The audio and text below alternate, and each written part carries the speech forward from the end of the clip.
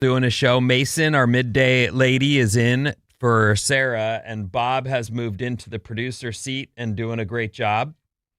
Good morning, Bob. Good morning, Vincenzo. So because we're running late, we're just going to get right to the trash, but I wanted to mention on my drive in, it was so hairball. Heavy rain, heavy wind, standing water. You're going to need to slow down, and you're likely going to end up, there's going to be accidents this morning. I'm not trying to curse anybody, but be safe. Woof. Be safe. So if you can stay home, do that. And if you can, and I think today is looking like heavy now, kind of clearing up later, and we're going to get a break. So just get through the morning and hopefully we'll be all right. Yesterday on my drive home, I hit everything. Some rain, some sunshine, like driving for an hour. I just went through all these different pockets. So hopefully after this morning, we're going to get a much needed dry out for at least a couple days. Fingers crossed. Now we go to Mason with Celebrity Trash. Yes, which is brought to you by Yosemite National Park in Mariposa County. P.S. This music makes me want to have a cigarette and a martini. We're pulling down right now. Yes, it does. All right. Let's start with Bad Bunny getting his first lead acting role in Puerto Rico. He has been cast in an epic Caribbean Western and historical drama. Can he act? I guess we'll find out.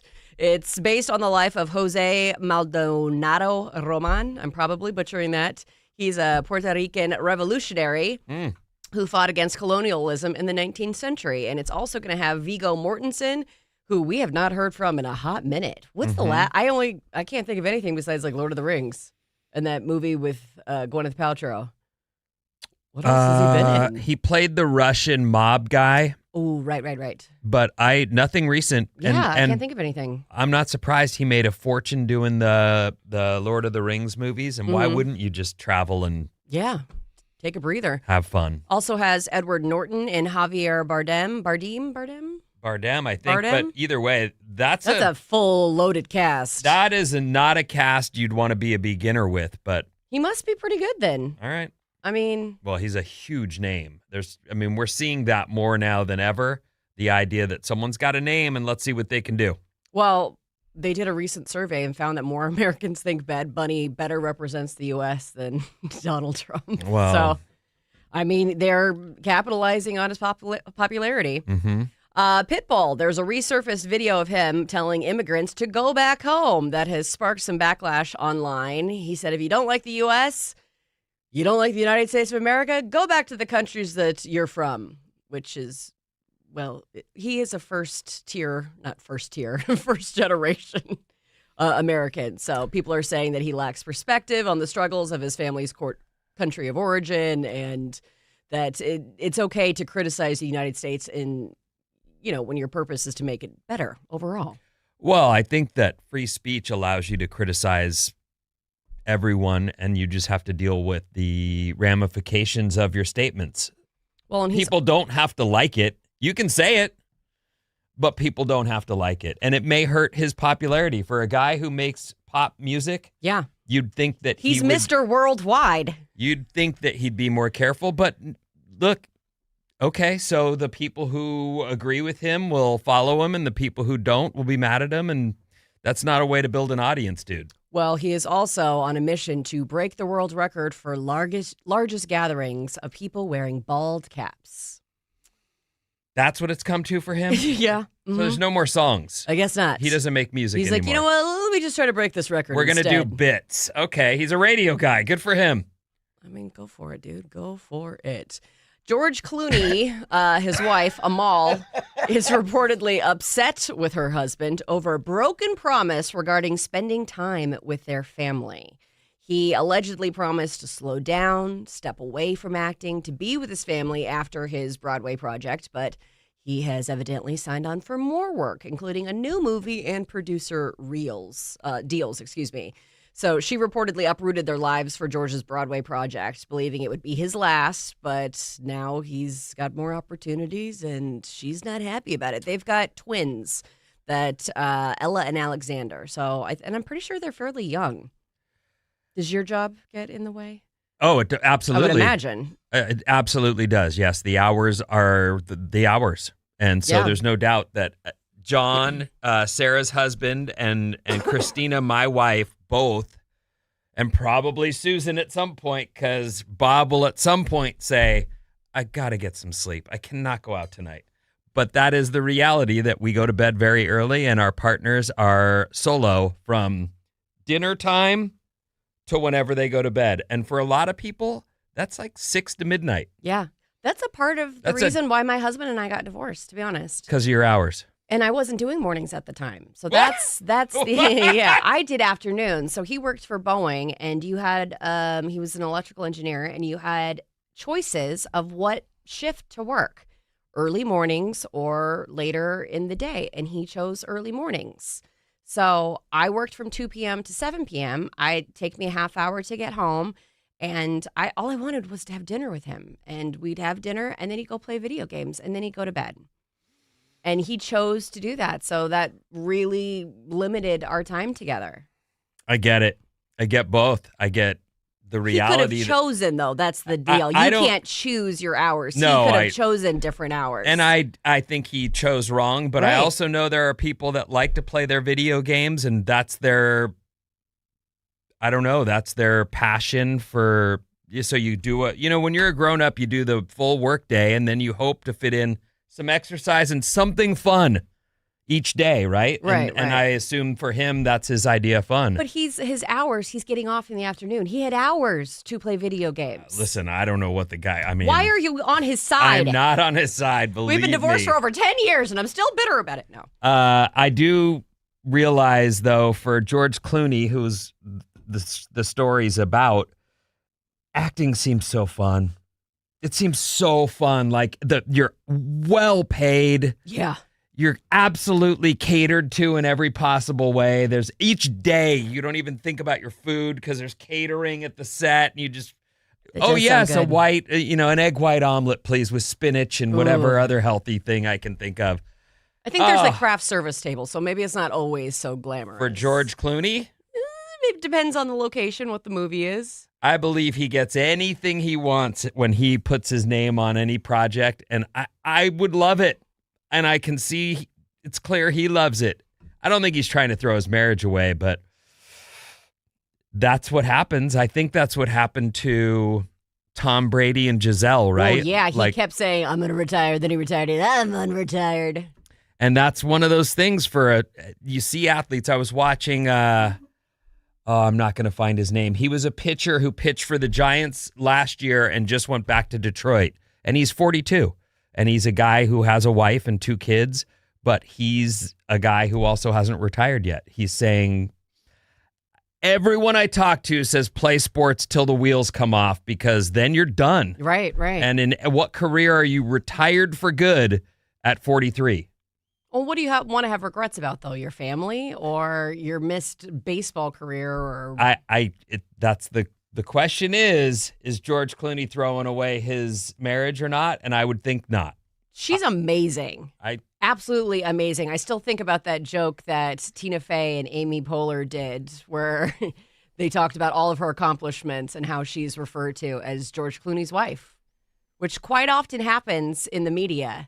Women, I think there was someone who just got an Olympic medal and they referred to her as some Bears player's wife. Oh, is that Simone Biles? No. Someone else. White lady. Oh, I don't know. But yeah, I mean, I understand that. We still get that. In 2026, they're still referring to women by their husband's accomplishments. Well, in That this really case, chaps me. Amal Clooney is not someone that was in the, what's the word you like? Zeitgeist? She doesn't, I mean, in terms of just general popularity, George Clooney is the guy we all know, and Amal, whoever she was before she was Amal Clooney. I think she's a lawyer. She's a really powerful, smart, Human rights lawyer. highly accomplished woman, but she's not someone who would be generally known, among the pop culture. I'm not defending it. I'm just trying to say, like, that in that case, I kind of get that we know George Clooney and have since his days of being on Roseanne. Like, that's way back in the 80s. Roseanne, too. Wait, who was he on Roseanne? That's a I deep loved cut. Roseanne. He was the boss at her work. it starts with a B. Oh, Batman. wow. Booker? I don't remember Yeah. that part. When I but- can't sleep at night, I try to think of all the Roseanne characters. I remember him as Batman. That's all I remember as a kid. Batman. Oh, Batman. Is he Batman for you? Yeah. Well, he's better than Robert Pattinson. For me, it's Christian Bale. Yeah, he's good. Oh, I love him so much. Anyway, so are they going to divorce or what's their story? Well, we don't know yet. They didn't inform me. They have my number. They haven't texted once. But things are looking a little tense. That's hilarious because wasn't there just a story 6 months ago where they'd never had a fight? You know? Oh, right. And it's like, well, what do they have Well, to there's fight about in rumors all the Italy? time. I mean, how often have they been saying now that Gwen Stefani and Blake Shelton are going to get divorced? I mean, that's been going on for a while, and they're still together. Well, certainly you'd like to think people work on their marriages before they finally give up. And so maybe that's what that's what I'm doing. We I are wanna fighting know. and working and It's going to hard work. counseling and trying to be who we need to be for each other. Were your parents married? Still The married? whole time. Mhm. My dad passed away, but they were married at the time. And they were a good example for you, or not? Yeah, no, they were. Absolutely. I mean, they met when they're like that old school story. My parents met when they were 16. Wow. My dad walked her home from high school, like all that Aw, stuff. That's super And cute. He met her because he knew her brother. So that's how they sort of met. And yeah, they came up together and then married, and he was in the Marines. So they shipped off to California. And, Okay, and yeah. there's the story begins there. My parents are still married too, and both my husband and I at the time, we both were like, we're never getting a divorce. Oh. But my parents, I kind of look at it, and I had a great example, but they never fought. Like my mom's a little bit more. I would kill my father if I was married to someone like him. Like this is my seat, and they're a little bit more old school. And my mom just doesn't care as much, and I care about more things. Like I want to watch when I want to watch. I'm more like my dad. So You know, one of the things that I think help people stay married is lack of having a bank account to be able to leave. No, well, that too. That too. But I do think that if you want to be happy with your partner, you have to accept Yeah. them for the most part as they are. Like we make compromises Right. for each other. There's no question that happens. But at the core of this person's humanity, they are gonna be 5 minutes late. Right, or right. whatever. Right. And you have if to accept certain things. If you about can't them. groove with that, you shouldn't have even, don't go into it thinking, I'm going to fix that 5-minute problem he's No, got. never. Like, it's just that's not the way. So I assume that that's how ultimately the people who stay together long term, they find a way to say, I know this guy. I know he's not mean-hearted or whatever, but he's rigid because he's got to have his Right. chair. Well, and sometimes space is helpful. I mean, I haven't dated it in a hot minute, and I don't want anyone in my personal space, but I have a friend who's in a similar situation, and she's like, I only see this guy like once a month, and it's actually kind of perfect. And the people who can do that, Who's the actress that does that? She and her husband don't even live in the same house. Oh, I can't remember who it is. But they are in completely different states, and when they see each other, and I think they've been married a long time. I think a lot of people find that works for them, Yeah, good for including them. whatever works for you. Like we don't sleep in the same bed, and to me that was a negative step, but we had to do it for my job. Right. No, So- that makes sense. Well, speaking of other marriages, Hailey Bieber and Justin Bieber, they had some tumultuous times, but it looks like things are better for them. She's talking about motherhood and says that she wants more kids. She shared some insights about her son, Jack Blues Bieber, on Jake Shane's podcast, Therapists, revealing that he talks a lot about baseball and has started to say, please. Oh, What a polite young man. he's going to be a sports guy. Yeah, she says it's so fun. I always knew I wanted kids, and I always wanted to be a mom. And, well, she always wanted Justin Bieber, too. So Of course. it all worked out for her. She's living the teenage dream. She's the queen of manifestation, apparently.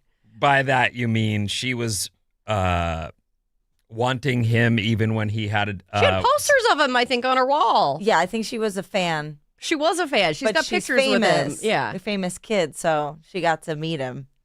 and she was hot. I think that probably played a part. She's Being hot. definitely I think hot. that helps sometimes. I don't know.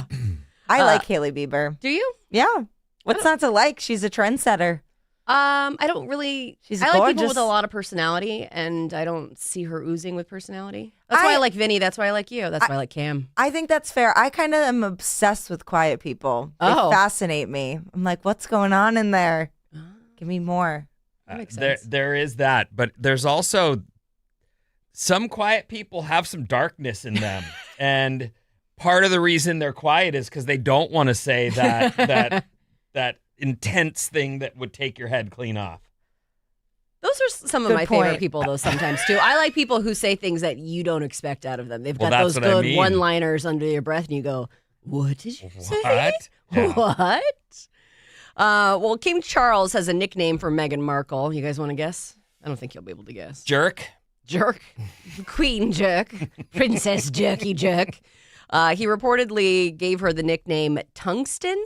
Tungsten. Tungsten's a metal, right? Yep. It refers to her being tough and unbending under pressure. Okay. Oh, that's kind of a compliment. It's a huge compliment. That's a real compliment.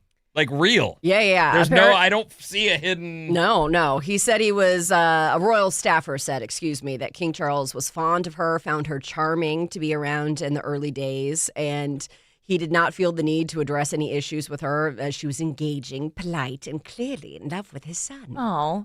Do you think they made a mistake leaving the royal family? I don't know. Yep. I think they did too. I mean, probably. It's not going so hot for them. Well, all I know is you cannot say, I made the mistake of posting a video commenting about Meghan Markle. It was nothing incredibly derogatory. It was something from like an entertainment trash website. How long ago was this? Earlier this year. Okay. I regurgitated something and I thought it was tongue in cheek, but Meghan Markle's people, they came for me. Her fans or her actual people? Not her actual people. Her fans came for me. A cease and desist. Oh, yeah. I mean, they were. I didn't realize that there was like Swifties. I've heard that about Selena. We were just talking about Haley, so she's top of mind. But they feel like Meghan has the opposite vibe on the internet. People are so eager to take her down. Yeah, well, I wasn't like gunning for her. I don't really care either way. It was probably bots. Which reminds me. Bots? Yeah, bots. Russian bots? Robots. Oh. Attacking you. Maybe. I don't think so. They made whole videos about they're me. They're designed by someone to get negative at anyone who says anything negative. 100,000,000%. Yes, that's a thing. People say that, that she's got minions. Let me just set this up. If you're just joining us, Mason is in for Sarah, and we're doing Celebrity Trash. I know you might tune in and hear some different voices and a different dynamic, and it's just this week, and we're trying to have some fun. Trying.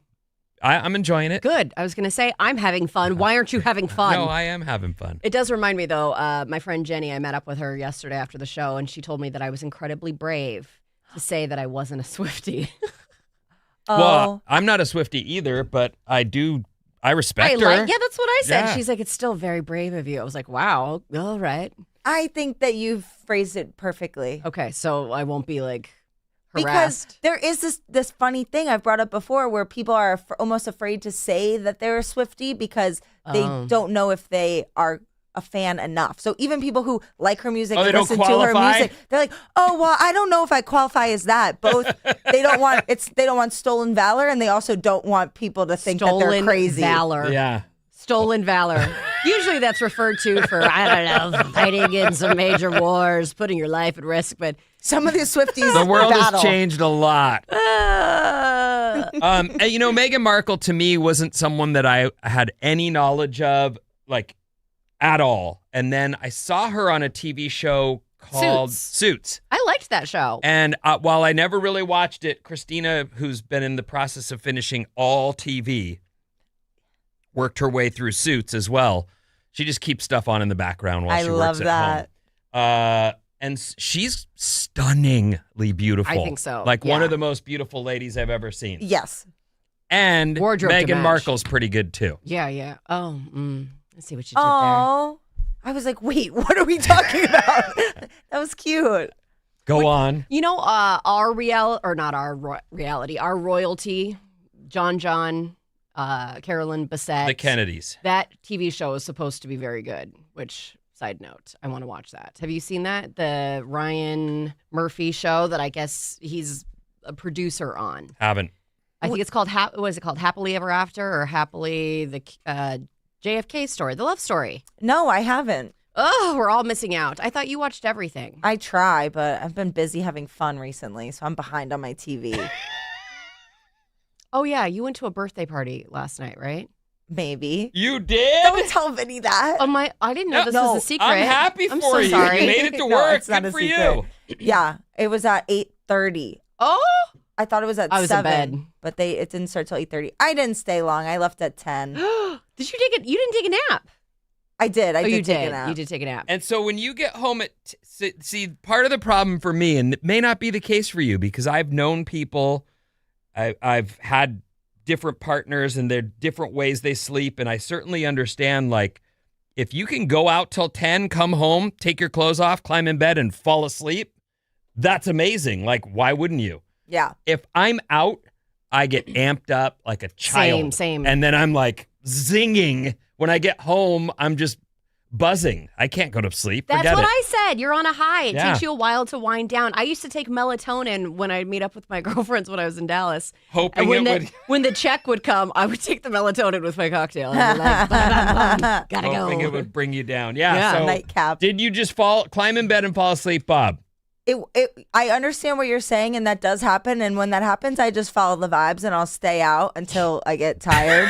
She follows the vibes for everything. I don't know if that's the vibe, officer. I was going the speed I wanted to go. If everybody else was going that speed, I was following the It vibe. was the vibe, man.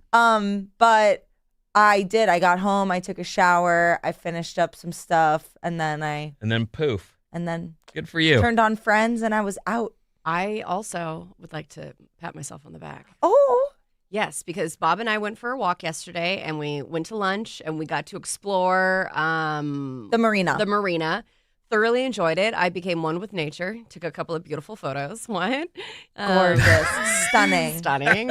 I couldn't see anything because I didn't have my sunglasses. And Oh, so I I'm did like, see you by the. I saw you by the bridge. Yeah, it was so Okay. beautiful. And then she left, and my friend was supposed to meet me almost soon after, and I waited there for about an hour by myself. Oh, It was nice, though. I talked to my mom and told her how the show was going and how nice Vinny is and how handsome and brave. You know just what to say. But then we went to a water bar and met up with a girlfriend, and I had some oysters. Had a very charming waiter who I told my waiter to listen to the show today. I Water told my bar is Uber- right on Embarcadero, Yeah, right? yeah. Okay. And it was lovely. We had some sunshine, so it was nice. And I had a couple of cocktails, and then I went home. Well, went to the hotel that I'm staying at because I'm doing mornings, so I wanted to be very close. And took a shower and went to bed. Bada bing, bada boom. I was very proud of myself, and I realized a while ago. I used to be so much fun, and now, I like to be home. And I realize it's just, if I go home, I'm done for the day. I'm out for the count. And so as long as I just don't go home, I'm fine. I don't know if it's this, but I feel like through the pandemic, it changed a lot of us. Absolutely. I'm 1,000% a different person. So I don't know if that's why you find yourself getting home and going, I'm good here. I think a portion of it is COVID. I think a little bit is age. Sure. I can barely rent a car, but because I'm so young. But I think that's an aspect of it. And just a lot of changes in life in general. A lot of my friends had kids and moved away, and yeah. Mason Yes. is doing trash for Sarah, who's out. Yes. We are going to do news next. I've got stories, including fast facts, right after these.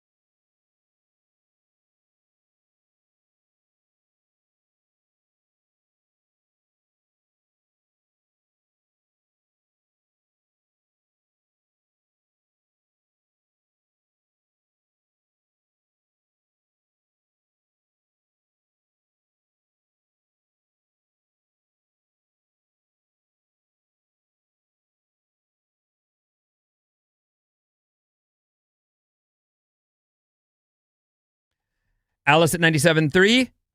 I keep saying the at. I did this yesterday too. We're supposed to just say Alice 973. And every time yesterday, if you notice me pausing, like it's because I'd catch myself and go, ah. Okay. Alice 97.3, Sarah and Vinnie, Alice's morning show. We are on and live, but Sarah's out. And Mason's in. Mason does middays here and has been filling in and will do so through the end of the week. And Bob has stepped up and is now in the producer seat. We do news for you now. This Alice Report is brought to you by Planet Fitness and also by San Francisco Bay Coffee. One small sip for a better tomorrow and a way better morning. Available in whole bean, ground, and 1 cup coffee pods at Amazon.com. I did a light brew last bag, and today I'm drinking Fog Chaser, which is a darker brew, and I prefer it. I like the Fog Chaser as well, and I think that's the one Sarah has been raving about. It is so good. So consider the Fog Chaser if you're new. Great name. It is. San Francisco Bay Coffee. All right, so the drive-in this morning was super gnarly. Heavy rain, strong winds, standing water, and it's going to continue for a while. So if you can stay home, then do. And if you can't, then plan to go slow. I had to slow down a lot and still made it, but was by necessity. Like there wasn't a way to go. My truck, I should say, was getting pushed around on the highway. It was really windy. And that leads me to my first story, which has been all over the news as we've gotten tons and feet of snow in the mountains. The deadliest avalanche in state history, killing 8 with 1 still missing, happened. And it's just heartbreaking. We're talking about families that were just trying to enjoy the backcountry and instead made the news. It's tragic. So again, there's another person missing, but I don't expect that to, I think the number will be confirmed at 9 people at some point today. Oh, that's so scary. It is. And you know what? I just told you guys, probably yesterday or the day, but my friends are all going this coming weekend and one of the things, even though there's been a ton of snow, is that they're going to have to groom and do avalanche. I forget the term they use, but they've got to make sure that it's safe. Right. And so these guys are just so amped. They're going to get the best snow, but they've got to wait out whatever it takes for the mountain to open. Hopefully they read the signs and listen to instructions. I'm sure they will. Can the state step in and just shut it down for this period? They don't need to, because these resorts know what they're supposed to do. This thing that they did, the avalanche that we're talking about that made the news, the one that killed people, that was a whole other and whatever that business was, I'm assuming that's toast. Like you cannot bring during the biggest storm of the year. I mean, I hate to place blame, but well, it's one of those things though. You know, these things where you take people in, you've now assumed responsibility for them.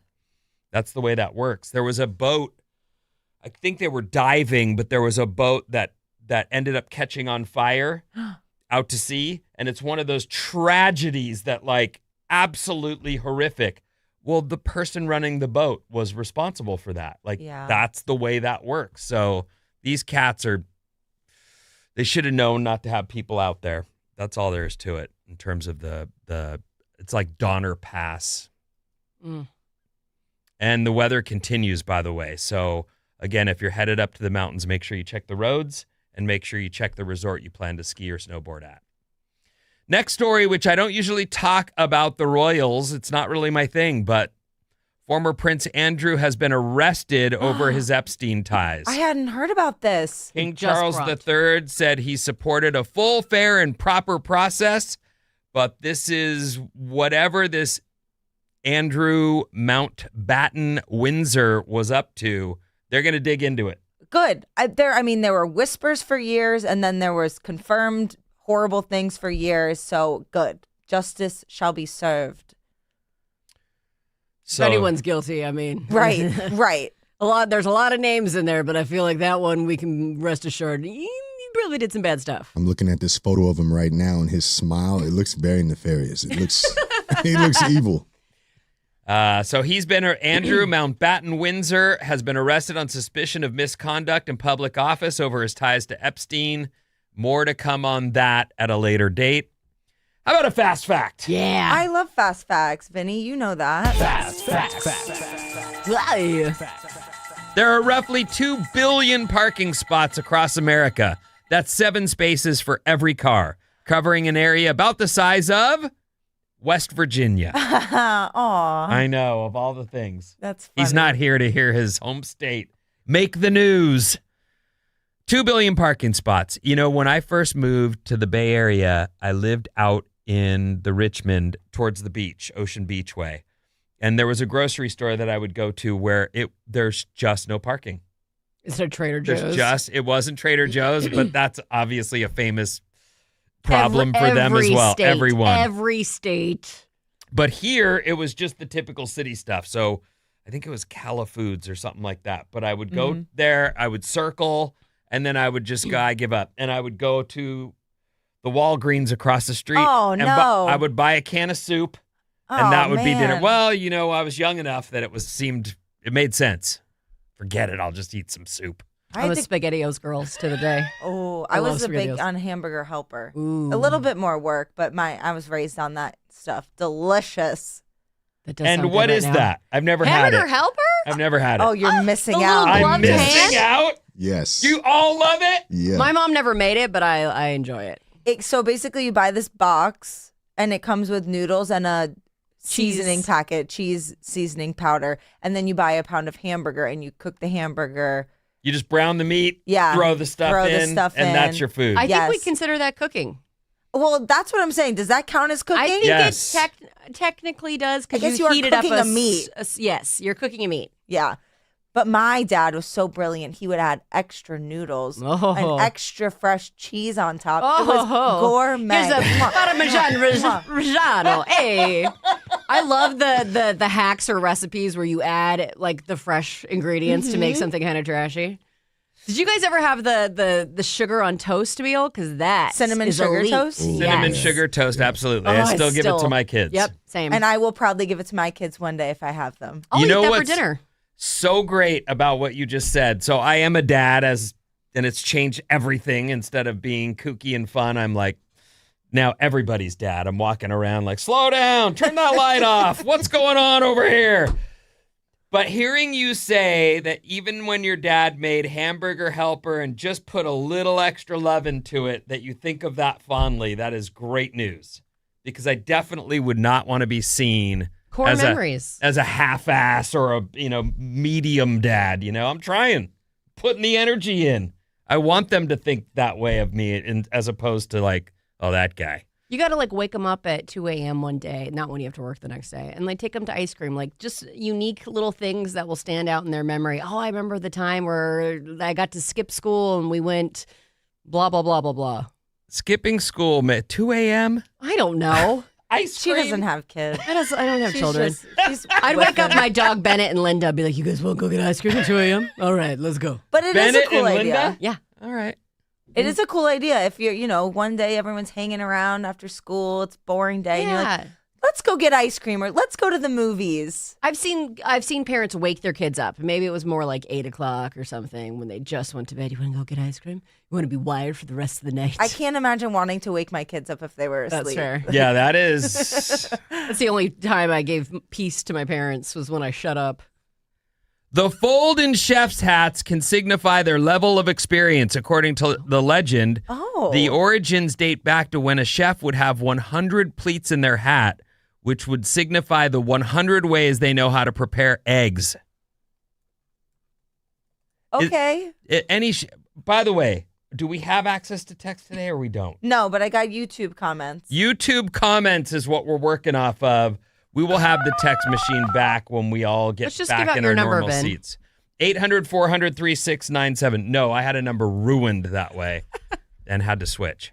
Ramen is another go-to Walgreens delicious dinner. And I use that and I really spice it up. I'll make a medium boiled egg and cut up some green onion, throw in a little canned corn, bada bing, bada boom. A little chopped chili oil, maybe? Oh, Spice yeah. it up? Oh, yeah. The I like chili to oil eat a I whole still- thing of Hawaiian bread for dinner sometimes. The Hawaiian bread is rolls? so good. I know. Wait, the rolls or The something rolls. different? No, the rolls. I like the I don't even know if they sell them anymore. It's like one. I don't even know what they like a would call it. pie, Yeah, it's like one loaf and it's shaped like a pie.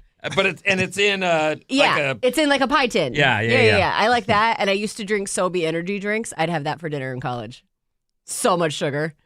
I and love then juice. the loaf of bread. Yeah. Oh, I would like to show you that I'm having a breakfast soda. Does that even have caffeine in it? A 7-Up? No, it doesn't. So what even is the point of that? I don't even. Diabetes in a can. It tastes like breakfast to me at this time of day. There's nothing else. The world record for the longest wedding veil is nearly 23,000 feet, which is the same length as 63 and a half football fields or more than 4 miles. 4 miles? For 4 a veil? miles of veil. Are you planning on having a veil? I'm not actually. Oh. No. How many people does it take to hold that? That is just a stupid fast fact. I hate it. I've never heard you hate a fast fact before. Well, it's just so unbelievable. Like, what It's extra. could there be a more difficult person underneath that hat? Imagine trying to lift it up to give the kiss. How long does that take? You may now kiss the bride. 3 hours later. Okay, we found her under there. Yesterday was Lent. 14% of Americans are giving up something for Lent, which I don't do because I've had to quit so many things. But do we have any among us here? Do we have any churchgoers? No. Any ashes? Not Ash, but Bob and I talked about this yesterday. You're Catholic, right? Well, I was raised You Catholic, are. yes. Yeah, me And I'm too. Lutheran, which is Catholic light. Okay. So I'm giving up men. Again.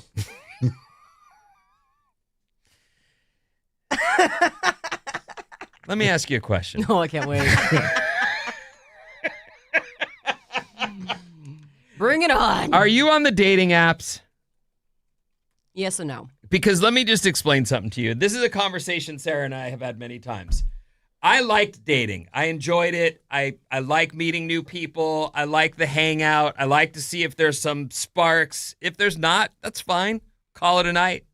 See you later. So I've liked it. And Sarah has said to me, and I've tried to explain to her, I always liked it.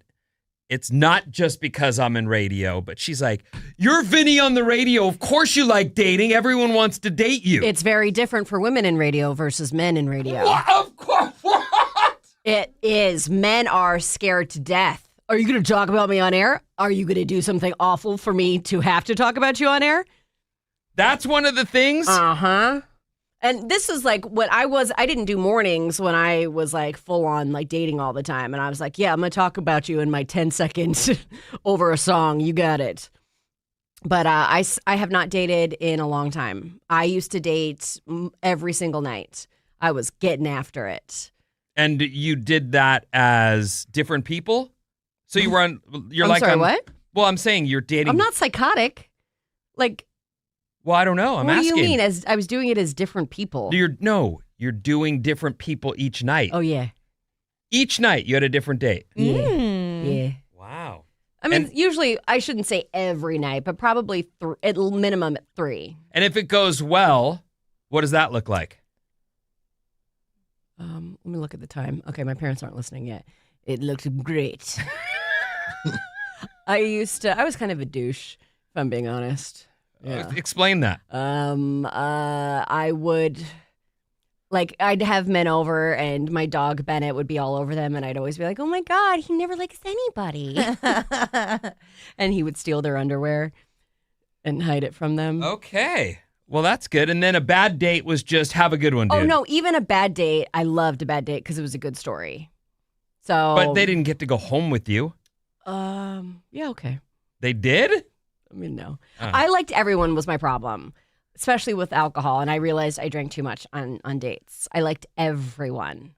Everyone was great. And then I'd get my feelings hurt because a lot of times they wouldn't like me. Huh.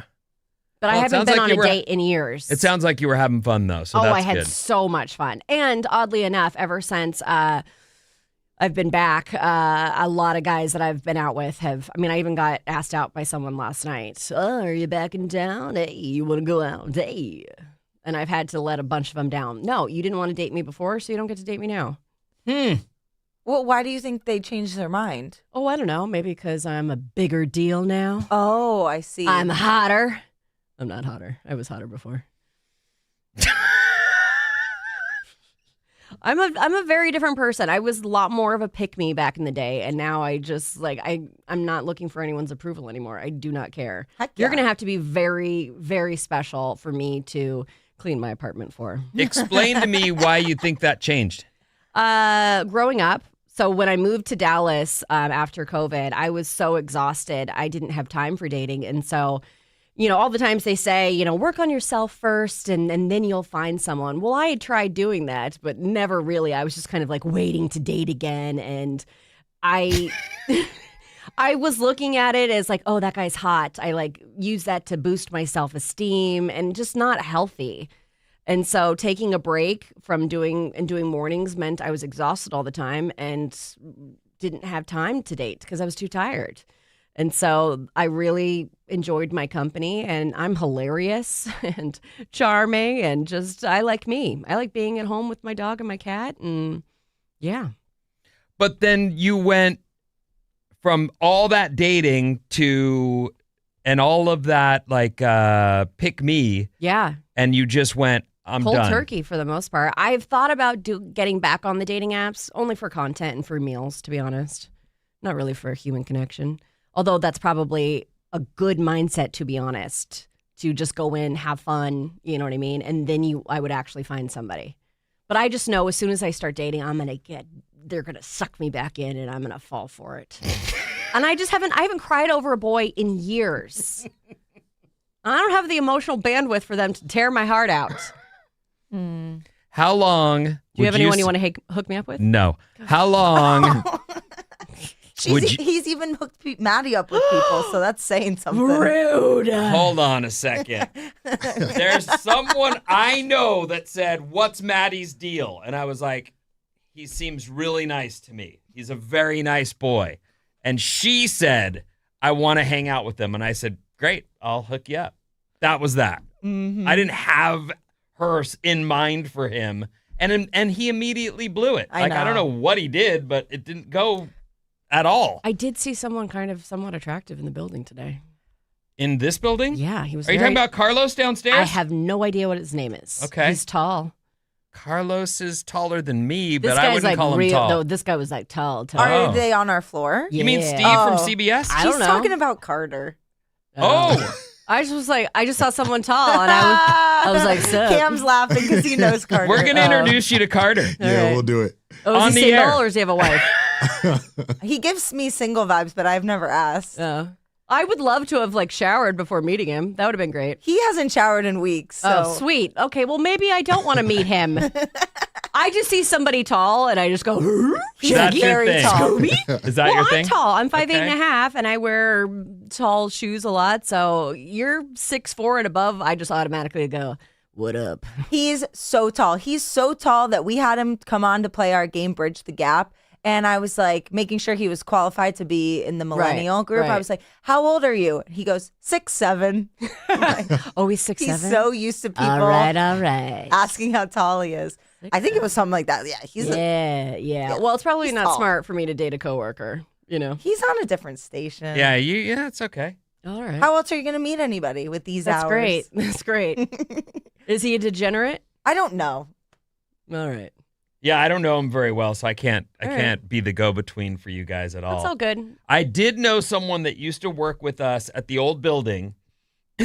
Pardon me.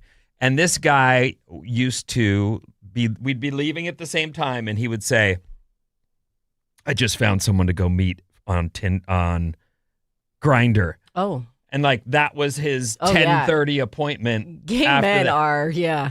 They're scandalous. I love that about them. I was just floored. Like, people know you, dude. Exactly.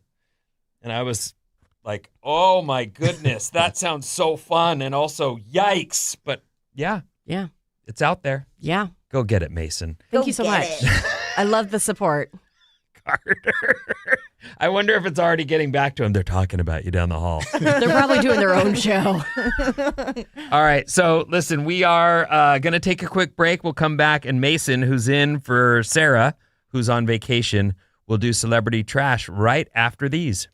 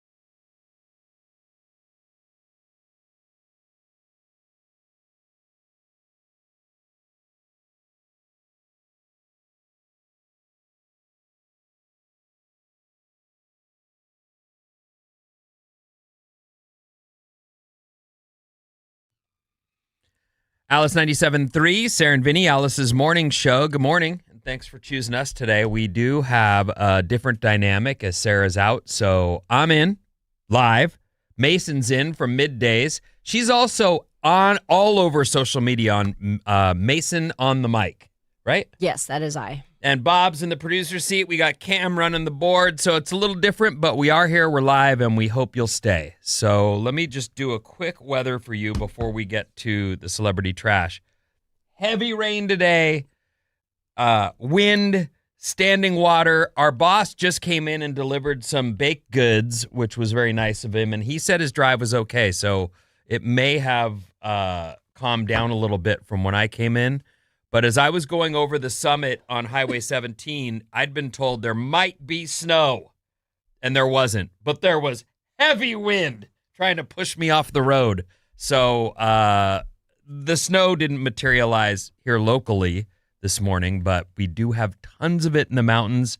If you're headed up to ski or snowboard, check your resort to make sure they're going to open, and check the roads to make sure that you're going to be able to get through. Time for trash. What's up, Mason?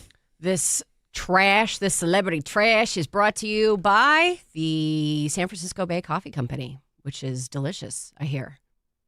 You guys have been talking about it all morning, and I've been smelling it. I'm drinking it right now. Mm-hmm, me too. Well, first up, we're going to talk about Eileen Gu, who gave the perfect clapback to a reporter who asked her if her Olympic silver medals were a disappointment. Her reaction has gone viral. Do you see these as 2 silvers gained or 2 golds lost? I'm the most decorated female free skier in history. I think that's an answer in and of itself. Whoa. How do I say this? Boom. Winning a medal at the Olympics is a life-changing experience for every athlete. Doing it 5 times is exponentially harder because every medal is equally hard for me, but everybody else's expectations rise, right? And so the 2 medals lost situation, to be quite frank with you, I think is kind of a ridiculous perspective to take. I'm showcasing my best skiing. I'm doing things that quite literally have never been done before, and so I think that is more than good enough. But thank you. She just thrashed him. In a very classy, respectable way. Oh, Just nuked him, though. it was so beautiful. That was well done. I don't know if I could have been that well spoken. I probably would have been a little bit harsher.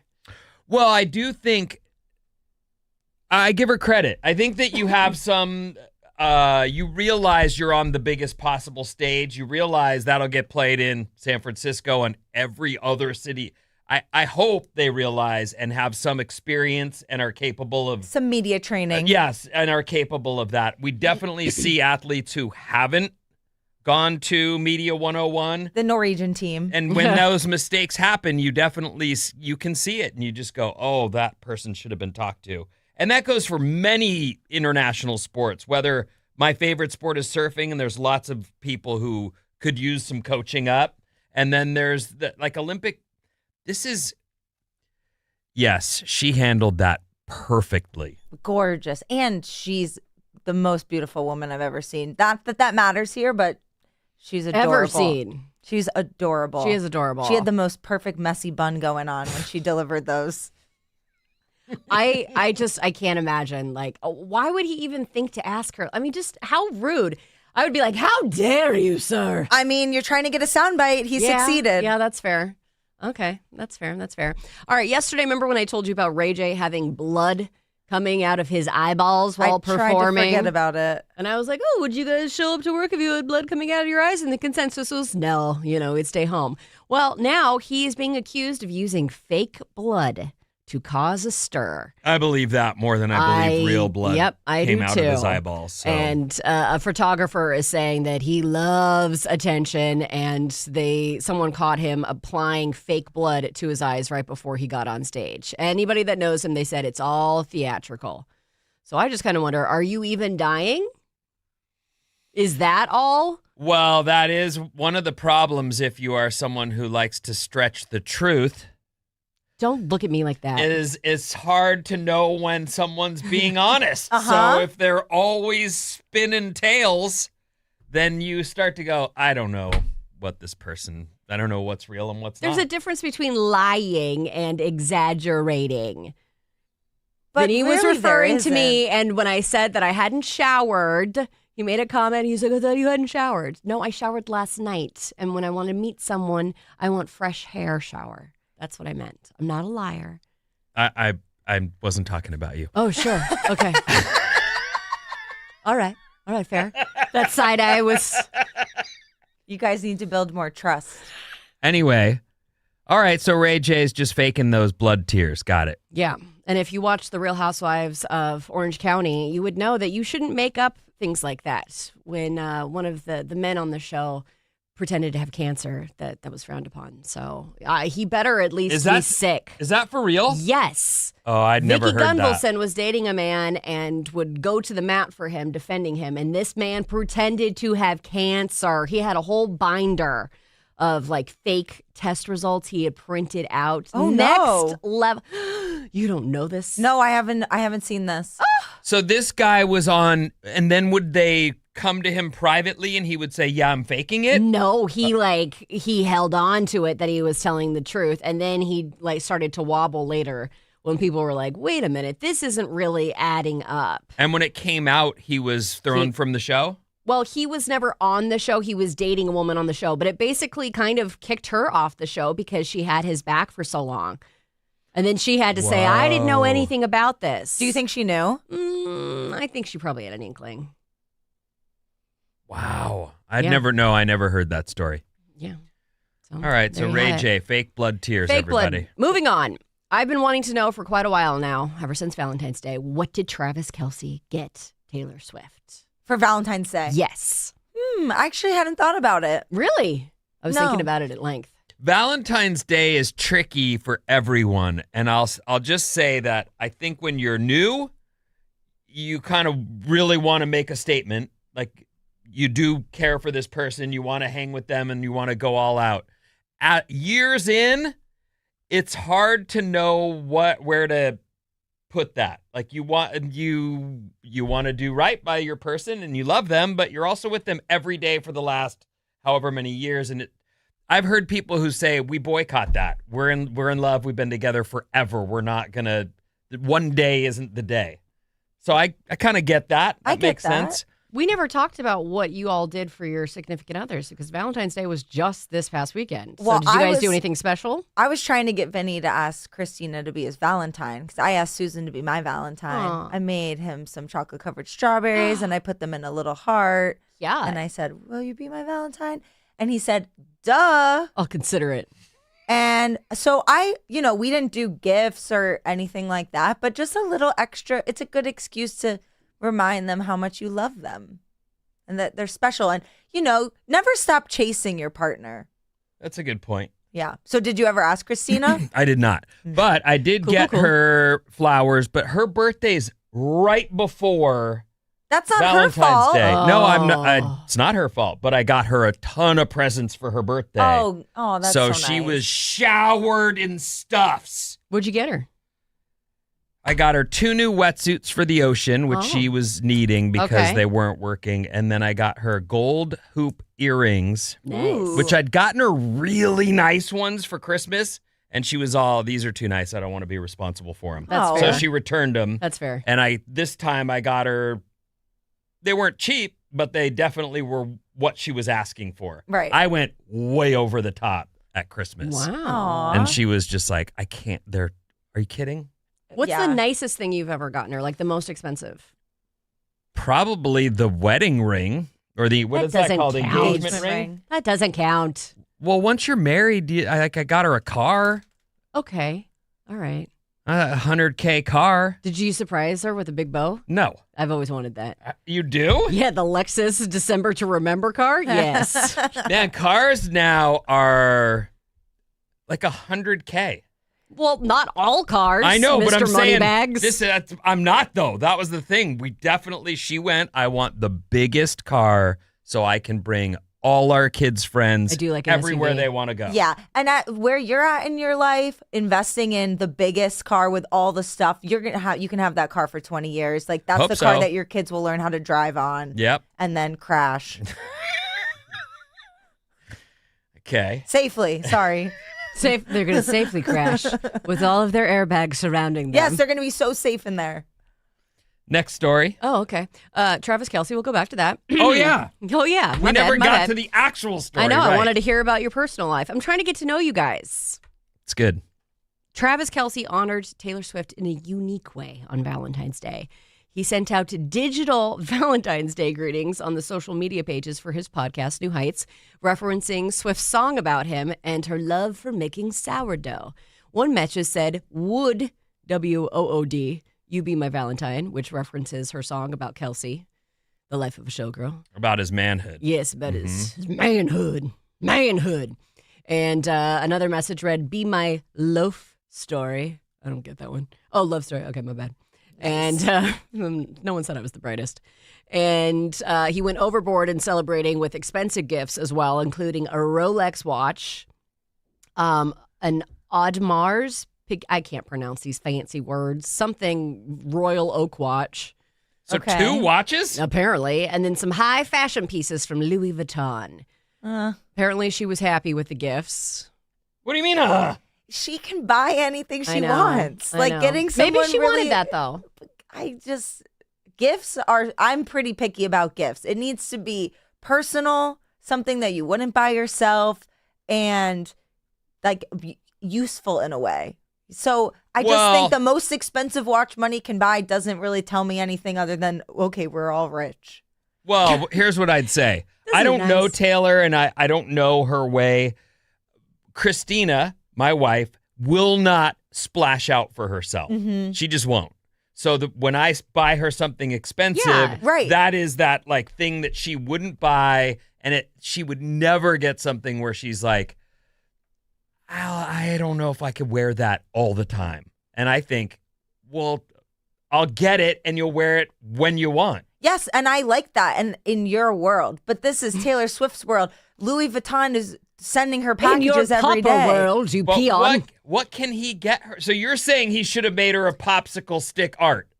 Honestly, yes. Or something with unique and thoughtful. Like I've heard of, I don't remember who it was. It might have been Justin Bieber and Selena Gomez, where he rented out like an arena, a hockey arena, and then set it up just for a date, just the two of them. That is pretty, yeah. Like something that... Yeah, a little bit more thoughtful. More thoughtful and personal. I got a listener, well, I guess, he was a listener at the time, sent me a doll of myself. Oh. A full body? Or it was like an American Girl doll. Not one of those, but like a knockoff one of those. Sure. And he made it funny. So he like put the station t-shirt on it, gave the blonde roots, gave her like dark black roots. There also was some blood on her knees, but I thought it was funny. Did you? And so I started dating him after that. I was like, I love you. Let's get married. We lived together. And then he broke my heart. You lived with him? Oh, yeah. I was obsessed with this Hold man. on. Yeah. Did he get you that present before you'd ever kissed? I can't remember if we had kissed or not at that point, or if we'd even gone out. I have a horrible memory. Horrible memory. But I know he was not my boyfriend yet at the time. And then later you became... I thought it was so funny, and I thought it, because I talked about like a hair doll or something from like the movie Wedding Crashers. He's like, I made you a hair doll, and I thought it was funny and creepy. And so he listened to me and made me a creepy doll. And people were like, that's psychotic. You should call the police on him. And I go, no, that's really funny. And so you dated and lived together. Yeah. There were some red flags that I should have paid attention to. I didn't. Wow. Yeah. So I could have gone for a Rolex. That would have been fine. You think it's sweet? What? The creepy doll? The bloody knee doll? I can't even get into that. Okay, that's fine. There's so much to unpack there. We don't have time to do it today. Yeah, that's fair. That's okay. All right. Well, how about the grandson of Reese's peanut butter cup inventor is accusing Hershey's of cutting corners? For sure. Those things taste like crap now. They used to be my favorite candy. I can't even eat them anymore. Oh, Everything it tastes like plastic. Are you serious? I'm serious. Have you and also, they're like had... shrunk them. They're not good anymore. Oh my. Cam agrees. They He's hang on nodding. the wrapper too. When you peel them off there, the whole bottom stays on the wrapper. You're so right. I thought it was my temperature that I I did was too. keeping them at. I did too. They're Me too. supposed to be the outside of that thing is supposed to be crisp and have a little snap to it.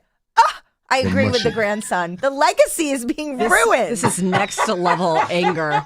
You should go into politics. You're so passionate. What in the heck? I can't believe all the grown-ups in this room have recently had peanut butter cups. Oh, Yeah. because you're so healthy. I know. With the 10 pounds you've been trying to lose for a whole The year. nostalgia. From celery. The nostalgia. You know? Jeez. What the?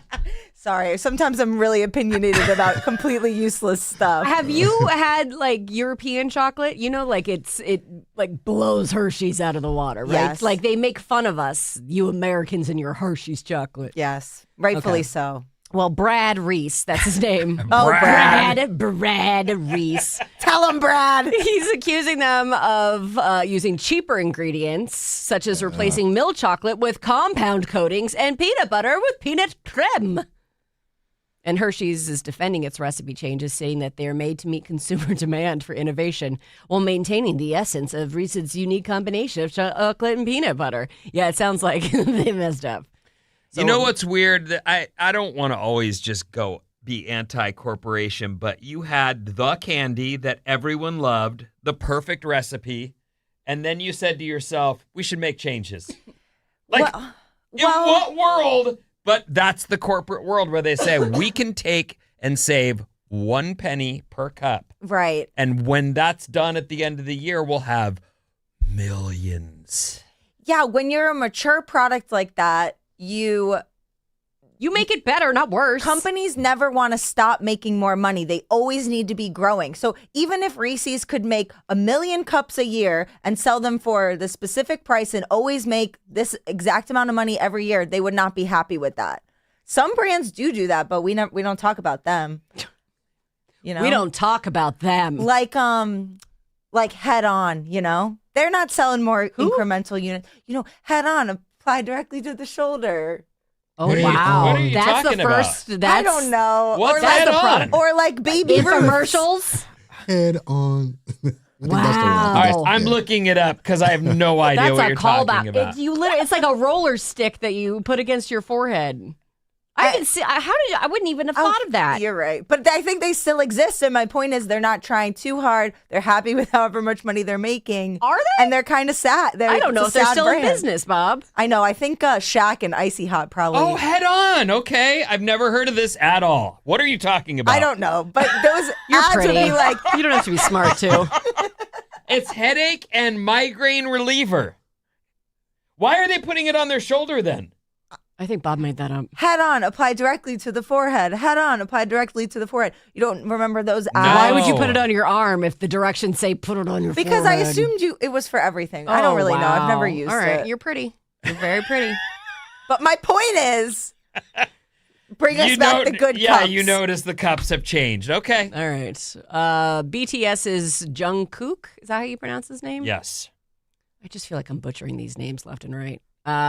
He has revealed that he is currently on a diet and only eats 1 meal a day, expressing anticipation and satisfaction about that meal. 1 meal a day. I look forward to every meal that I'm going to have. Isn't he already? Aren't they already small? Yeah, he's a tiny little man. I could Wow. probably pick him up and put him in my backpack.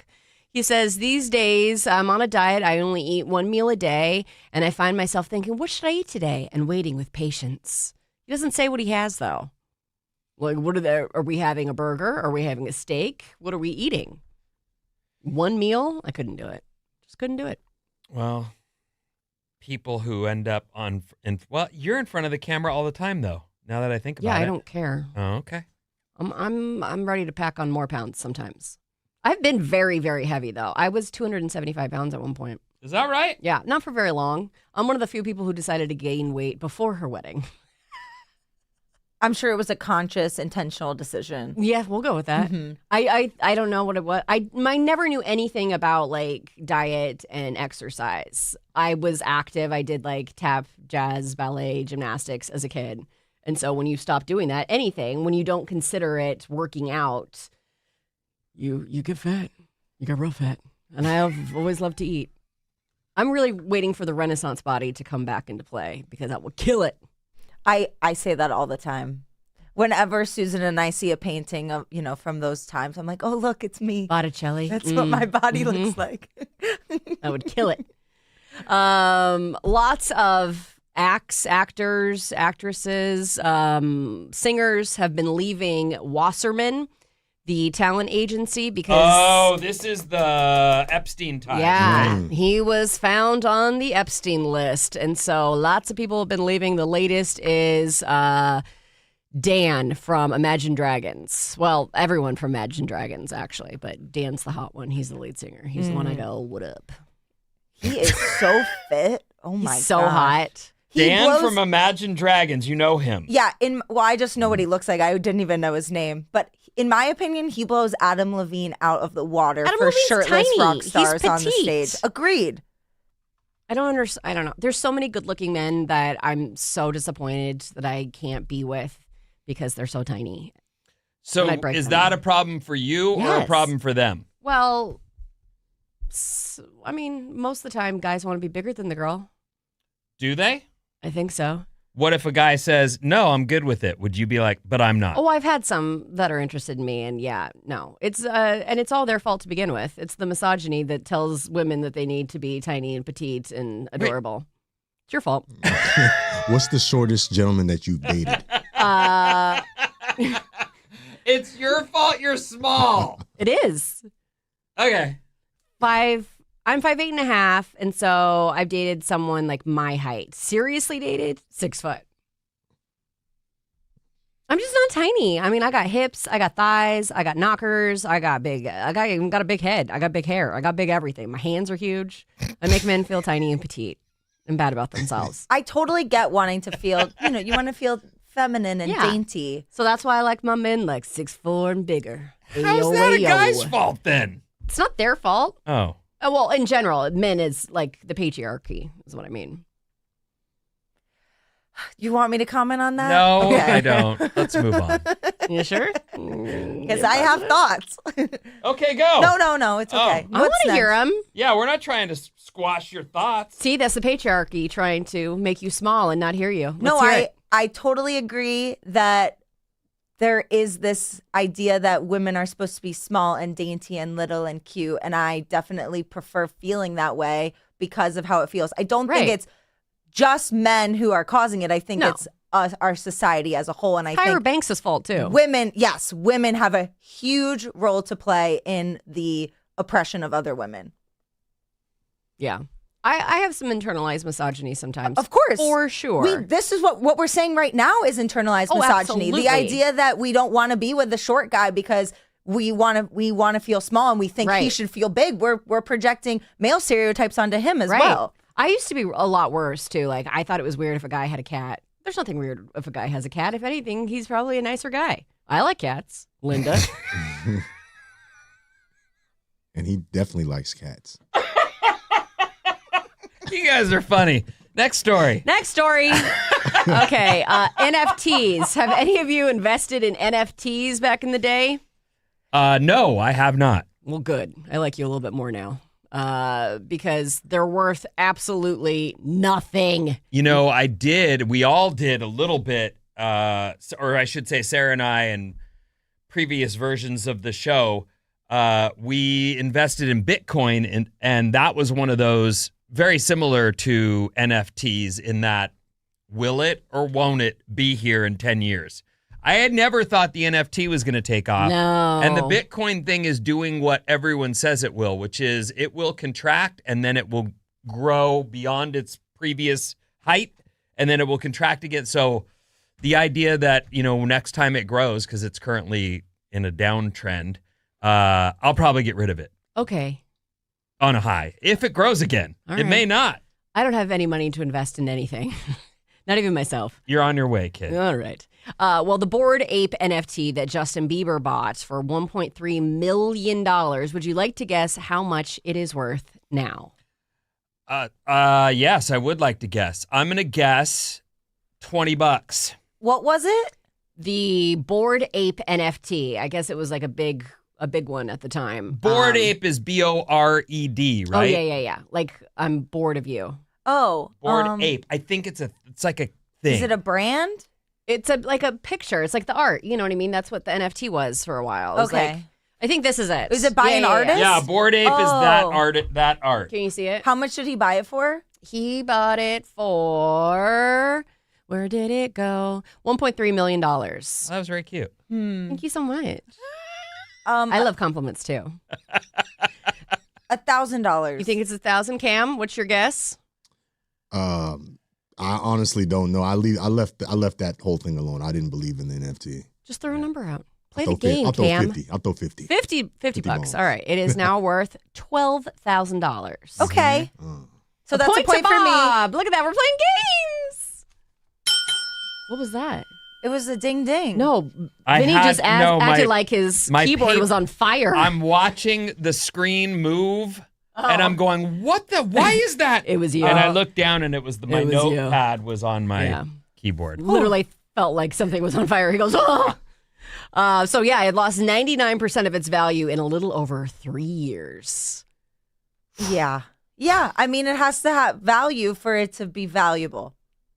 And if it's just a AI generated ape, then it doesn't have any value, right? I think the usual statement would be, "Don't invest what you can't afford to lose," and he can afford to lose that. So he played the game and lost. No worries. He doesn't even know. He's not going to miss a meal. He's not going to go, "How will I put gas in my car today?" Vinny, what's coming up in the news? News is next, everyone, on Alice 97.3.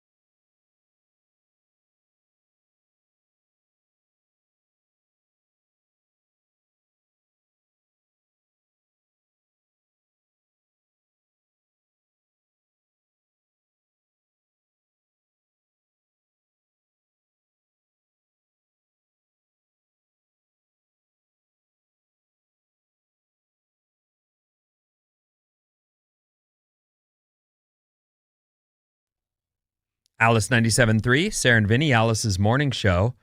Mason's in for Sarah, who's on vacation, and Bob is in the producer seat. And we got Cam on the board today. So it's a very different setup than usual, but we're doing radio for you, and we hope you'll hang or appreciate the time you've spent.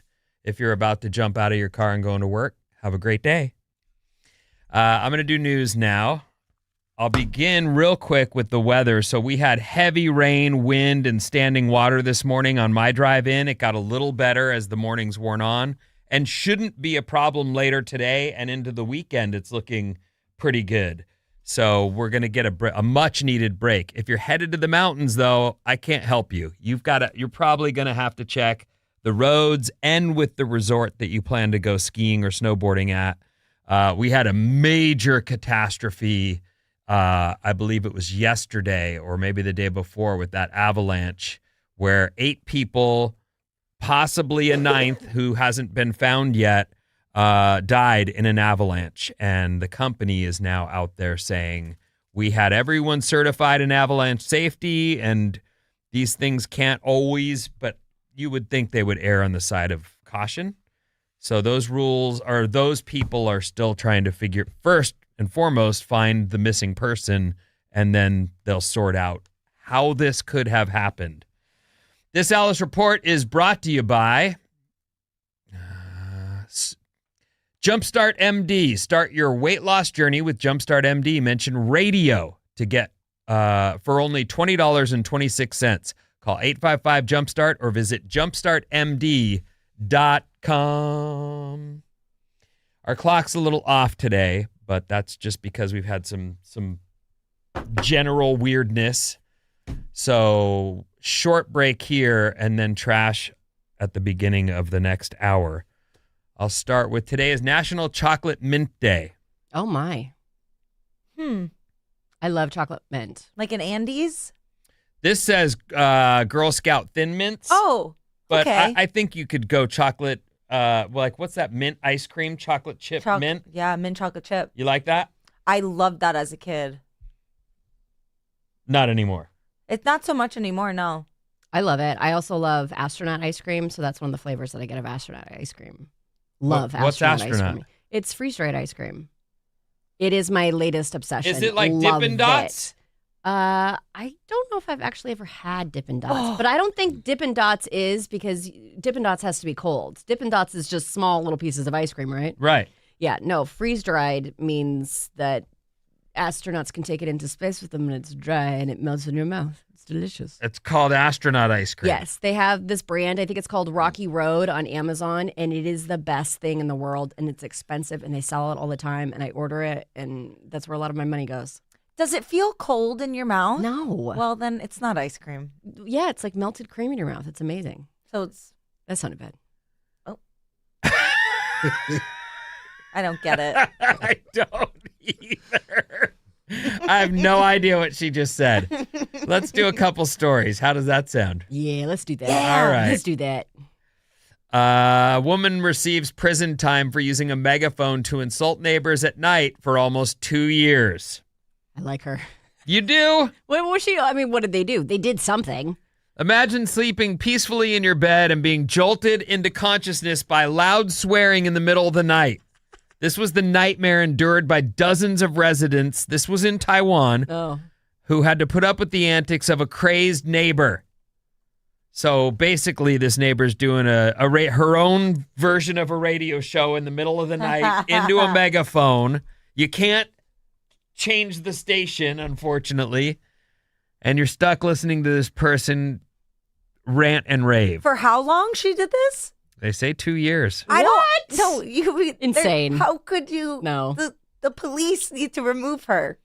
That's disturbing the peace. She began using the megaphone to insult several neighbors with whom she had disputes, but the sound coming from her balcony was so loud it affected the peace of other households around them. She always broadcast at maximum volume, with each session lasting a few dozen minutes. They say after enduring the situation for almost 2 years and failing to reason with this neighbor, They finally filed a joint complaint, the neighbors did, with the local police. I'm surprised they lasted that long. No, It that's makes an no insane sense. amount of time to put up with this. I had a neighbor, and I liked him. I actually like my neighbors and want to be friendly and kind of get that you live in a neighborhood together. It's way easier to get along and be cool, and you may not want their RV parked in front of the house, but it's better that you let them alone and let them do their thing so you can do yours. So wise of you. It's just easier. So I had a neighbor who was doing a full remodel at the end of each workday on his house. So he would go to work all day, and then he'd come home at 5 p.m., eat some dinner, and start doing a full remodel on his house. Okay. And I had to go to him and say, bro, at 8 o'clock, I go to sleep, man. I can't have you There's ordinances for that. doing demo and all this crazy noise. And you know what? He went, Yeah, that's fair. I fully understand, no problem. Oh, that's so But beautiful. that is how that can work. If you are cool with each other, then you find ways to, like two grown-ups, you find a way to make it work. Yelling into a megaphone in the middle of the night sounds like a crazy person, but who hasn't had someone do something to you where you feel so furious or so slighted or so mad that maybe I can't say I would ever do that, but Maybe one yell into a microphone. I've gotten that mad, but not for 2 years. let me ask you, Oh, I can't wait. how are you with revenge? Are you good with that? Are you good at it, I should say? I think of consequences. Good, that's So- what I was hoping you would say. I sound more insane than I actually am. I think of things to do, but I don't follow through and actually do them because consequences, and I'm also lazy. So, Oh, okay. So there's that. But I would love to encourage others to do it. Well, this lady got 3 months in jail for using a megaphone hurling insults at her neighbors late at night. Wow. I'd say let the punishment fit the crime. So, does it? No, I'm saying it should. She should be yelled at in a megaphone for 2 years. Oh. I think everyone should be punished that way. Everything. Whatever's done Yeah. to them should be. Eye for an eye, tooth for a tooth, taste of your own medicine, some Old Testament. As I get ready to do this story, I just want to say in advance that I'm not really a fan of chewing meat off a bone. Okay. It's not really like Tomahawk steak? Or like a skewer, a meat skewer. any kind of, like, I love ribs, but I don't like eating ribs. I don't like the exercise of it. delicate. I love chicken wings, but I don't really want to You don't like getting dirty? I don't Is that like, it? I don't like, it's a bone. You don't It's like a- working for your meal. I Like You're crab not a legs? dog. You don't want to chew on a bone. I don't like it. It's okay So- maintenance. Yeah. Okay. No bones about it. A judge allows Buffalo Wild Wings to keep boneless chicken on the menu. They're selling them as boneless buffalo wings, and they're basically chicken nuggets. So Right. they were taken to court about the way they're marketing their food, and the judge has said, leave them alone. It's fine. Yeah, sometimes it's like use your brain. It's obviously not a wing. There's, it's chicken. So it's not like they're saying it's chicken and it's not chicken. Right. It's just marketing. Well, they get to keep doing that, so good for them. And they're not the only ones who do that. Everyone says boneless wings and it's just chicken tenders. They're not the same. They don't taste the same. No, of course not. Mm-mm. No. No. And even though I don't like it, I do eat chicken wings. So I will have a couple and then find myself going, okay, enough of that. But they're tasty. They are amazing, but they're not worth it. They're so messy. It's not a first date food, that's for sure. Yeah. So we're going to break and come back and do celebrity trash. What's coming up in the trash, Mason? Well, I would like to talk to you about who's paying Rihanna's bills.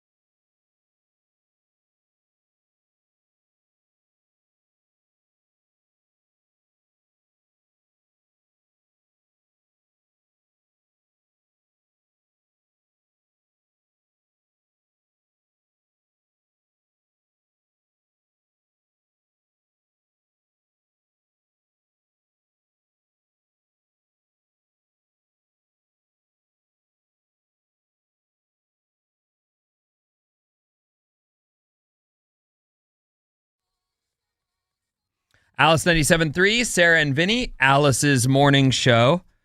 Our Swiftie was just going crazy during that song. Oh, I mean, how it's just. Did you choreograph that? Felt like you did. Oh no, that's just That's just raw you natural loving it. talent Yeah. at its core. Yeah. Yes. I remember I was going through a breakup in high school when that song was, on the radio. And I remember singing, driving home from the King of Prussia Mall with my 2 friends in the back of my Honda Fit, just screaming that at the top of my lungs. It's girlhood, baby. Okay. So we are doing a show for you. Mason's in for Sarah, who's on vacation, and we are live. So we're happy to have you here. Appreciate it. I know that is. We could have pre-recorded this last night. That is real.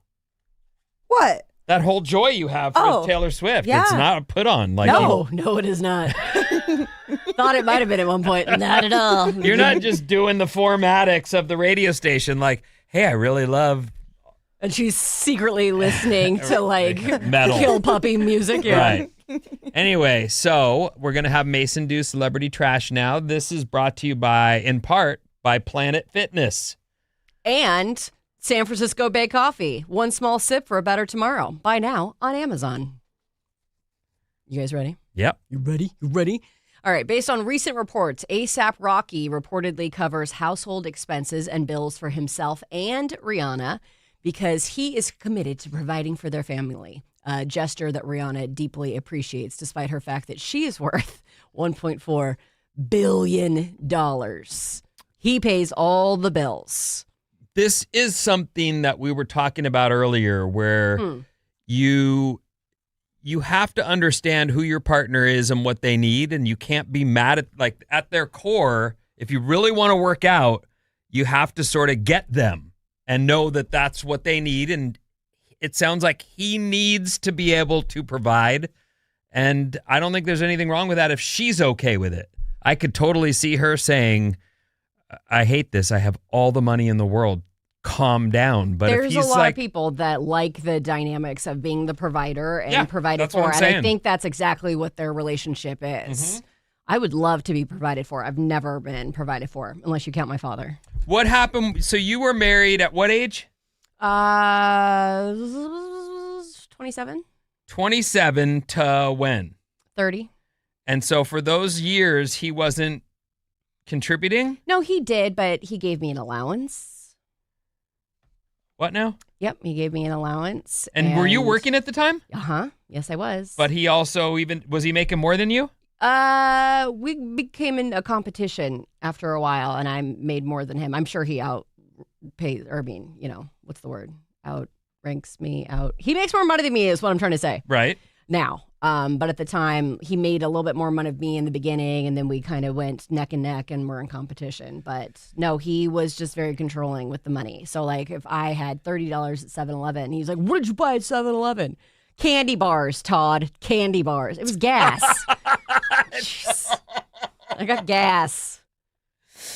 There was a whole thing that actually went viral when I talked about it at one point. I had an allowance even for house stuff. And we bought a house, and I think in 2008, height of the housing crisis. Yes. Yeah. Hope you got a good deal. Not the best deal. But to decorate that house, I really love decorating. It's one of my passions. And I had to save my allowance for some panels, drapes. Okay, wait. I need to go back. So both your checks were going into your joint account, and then that he was controlling that money and giving you what you could. I see. Okay, I'm so you have your own check. Why are you? Oh, I had to save up money for things for our house. So it's not like I was saving up. It wasn't like an allowance for extra things for me. It was things for the house. Huh. So I got $100 panels at Pottery Barn, and I had to get them in increments, and they were very tall. We had very tall windows. And so when we broke up, when we separated, we were separated for a long time. I remember coming back, and he had a new girlfriend that was living there. And I can't cuss on the air. This woman chopped my drapes off at an awkward angle, at a weird height. On purpose? Yes. So they were pooled. They were long. And you can either have them skim the ground. You can have them pool. I get pooling is not for everyone. a little bit fancier. I've never even heard that word before. Yeah, so you mean they just lay on the ground like in a... Like they pool. Like there's extra fabric like longer a than... foot longer than they should be. Not that much, but yeah, it pools a little bit. That's kind of the And look. you did that on purpose? Yes. And I get that's not for everyone. You could trim them so that they were hit right at the ground. Or you can trim them, I think, at maybe right at the window. The window. No, she trimmed them slightly above the window, and I almost had a brain aneurysm, and I had to be like, you don't live here anymore? This isn't your stuff. I had a brain aneurysm. Ugh. You didn't live with a lot of roommates when you were young, did you?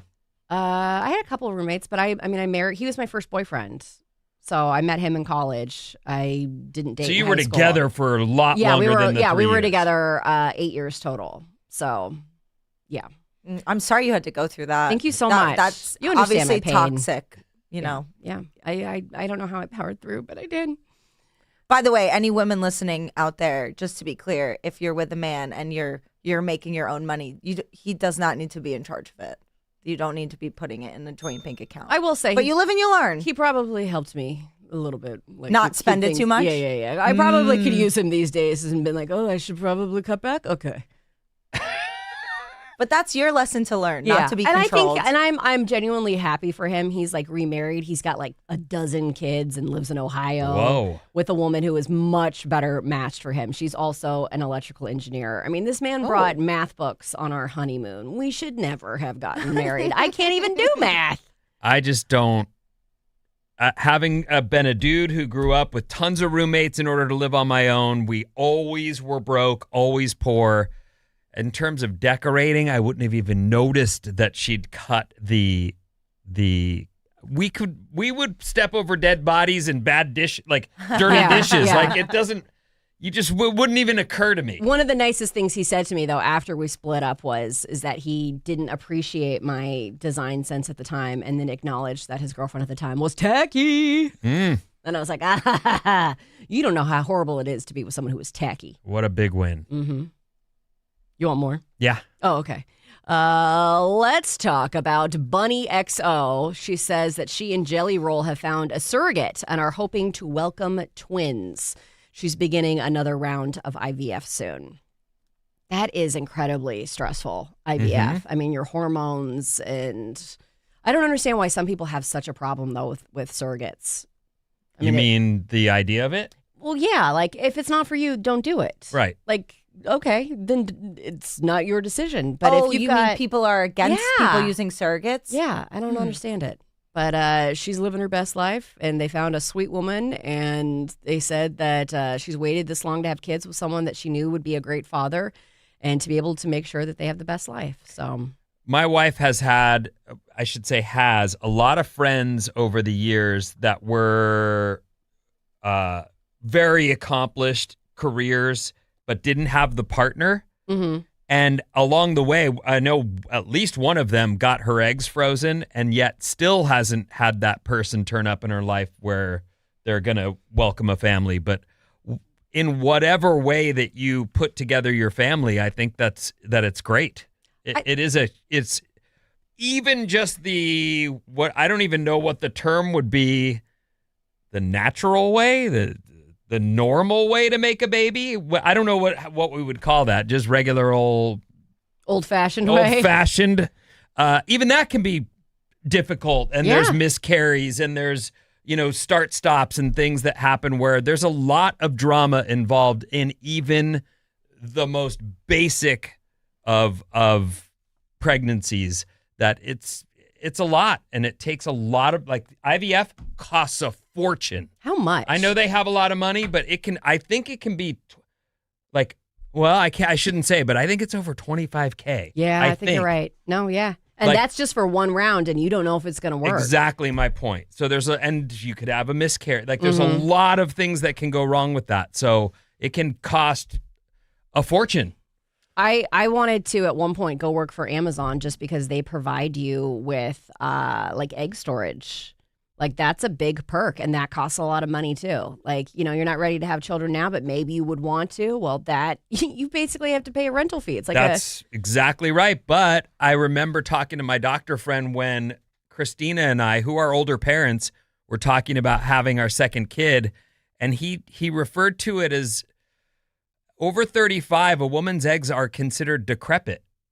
And I was like, oh, that is really dark, dude. Decrepit.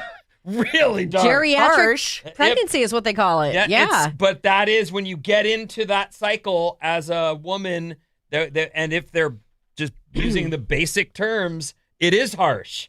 And they will tell you should have done this sooner, or frozen eggs, because those are the healthiest eggs you're going to have. It doesn't mean you shouldn't. It just means there's a lot more to it. And once you get into that cycle, you start going, oh my goodness, it is a lot. IVF, a lot. Yeah. I'm in my early 30s. My mom had me at 39 by wow. surprise. Like, no. You were the first? Effort. No, I was okay. the A bonus. little bit different. And so I've just kind of always been holding on to that genetic hope that my eggs will hold up the way hers did.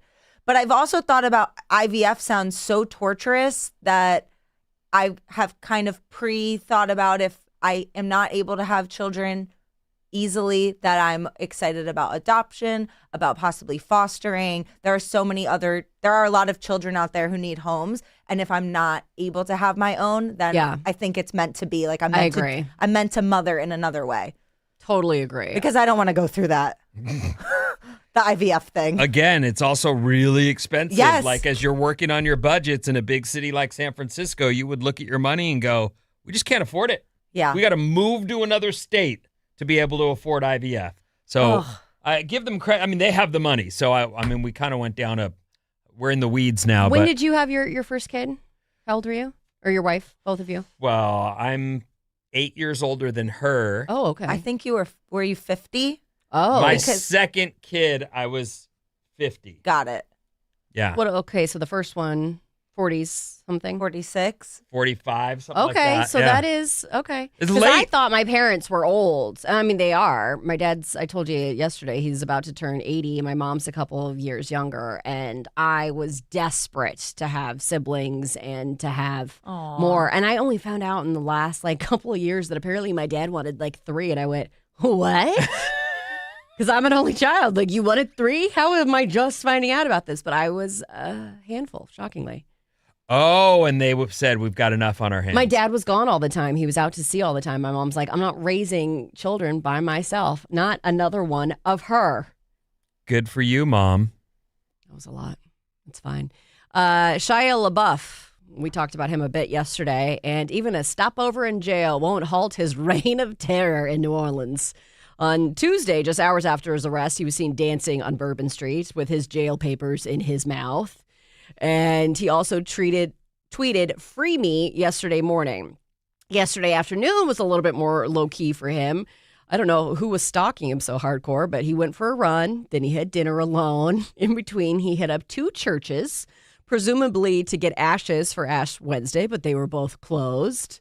Who was following him around so intently? I don't know. Well, he's a big star and got himself arrested, so I can see why they are thinking, that's fair. What's next with this guy? That's fair. And I do think that it feels so.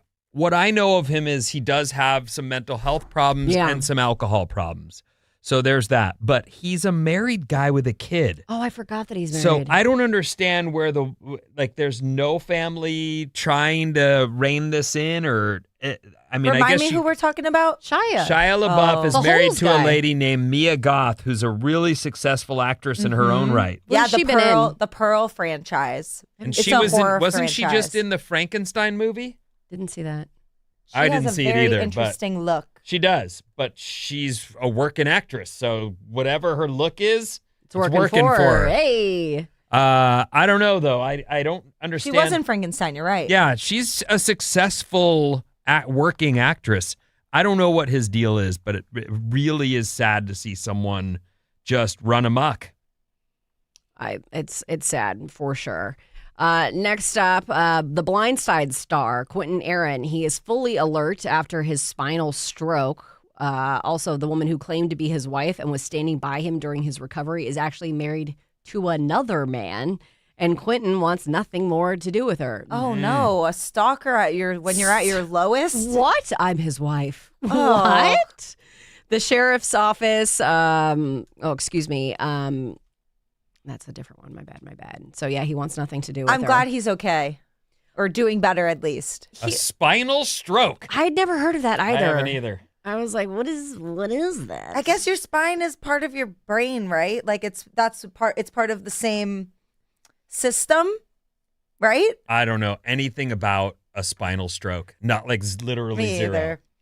What are you supposed to do, though? The signs of a stroke, you're supposed to have someone, oh my gosh, if there was a stroke right now, I wouldn't be able to help. It's You're like an supposed acronym. to, yes, it's an acronym. Smile? Is that what it is? Yeah, you are supposed to have them smile. Smile, The most Vinny. effective modern acronym for recognizing stroke symptoms is Be Fast. Balance, eyes, face, arm, speech, time. They're explained, but either way, that's the acronym you were looking for. Thank you. Mm-hmm. I'm so awful in emergencies. I'm just really worried something's going to happen. I'm going to be like, Oh, like here it is. CPR, don't know how to do that either. Just fast is face drooping, arm weakness, speech difficulty, time to call 911 for stroke symptoms. Great. Did you guys watch the movie The Housemaid? I haven't. It's on my list. You know what? Okay, so I walked in on this playing.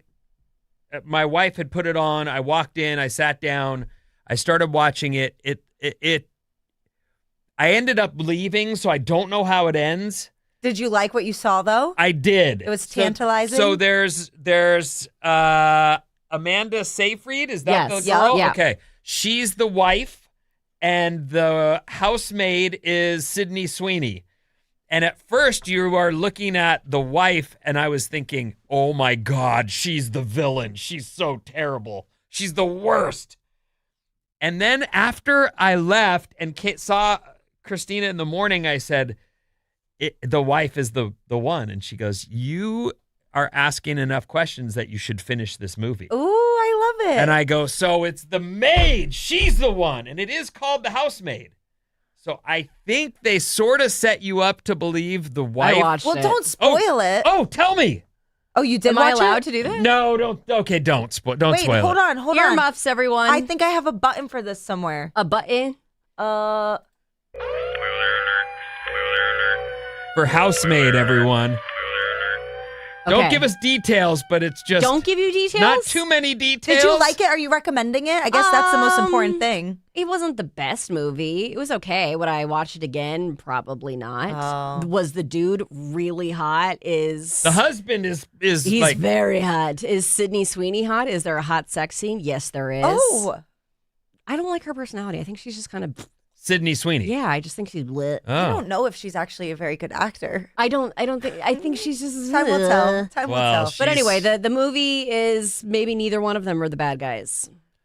Oh. Ooh, is Maybe. it a mystery? Not Kind of? really. Okay. I mean, it's not super hard to figure out.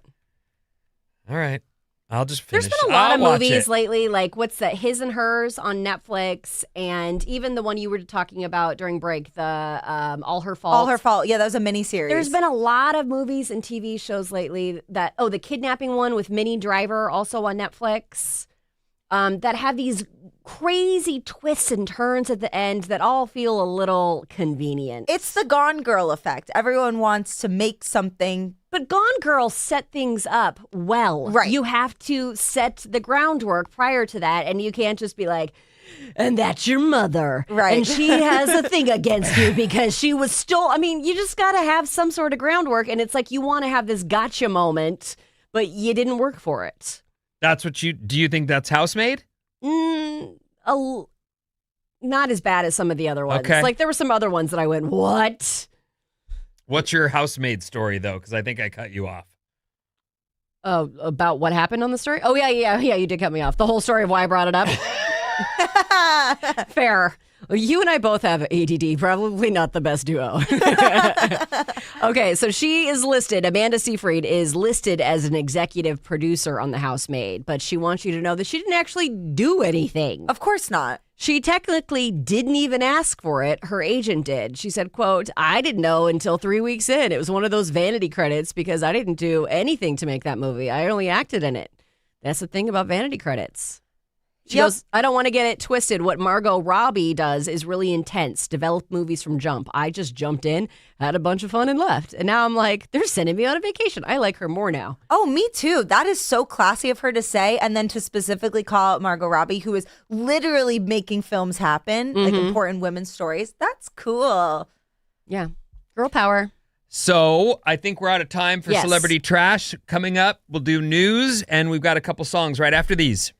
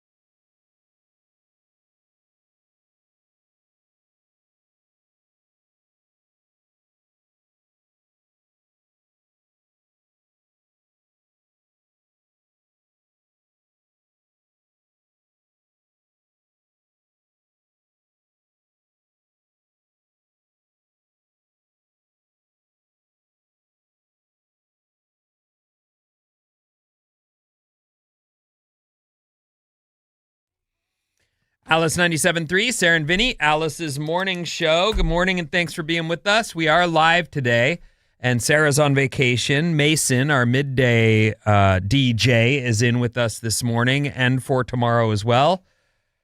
Bob has moved into the producer seat, so everything's kind of moved around, but we are still here and we are still live and we appreciate you being with us. The weather today is... It looks like right now in downtown San Francisco, as we broadcast live from the San Francisco Bay Coffee Studios, that there's blue skies. It looks like the rain has stopped, at least here in the city, but it's going to be sort of on and off throughout the day, depending on where you're at, these little microclimates. But we're, for the most part, done with the storms, and we should, while we'll still see some clouds over the weekend, we should be done with the rain for a bit, a little dry out for you. So... I'm looking forward to that. Also, I should mention, since I mentioned it on the air yesterday, we had a leaky roof with water pouring into our garage. The guy fixed it yesterday. Oh, good. And the first thing I did this morning was walk into the garage and like look up at the wet spot, and it was dry. Oh, well, that's nice to see. I mean, the money you spend on something like that, and then it works out. Yay. No more leaky roof at my house. Way to appreciate the little things, It Vinny. is really a big deal. Yeah. Water leaking through huge. your ceiling is so bad. The idea of owning a house terrifies me. Stressful. It is. I like renting because I like new spots too. I like that for a long time as well. And I think a lot of times people, especially when you think it's one of those boxes that you need to check off, kind of like marriage, that there's so much stress. I'm not a homeowner yet. I haven't been married yet. And it's like, it's really not that big of a deal. And if you don't do it, that's okay.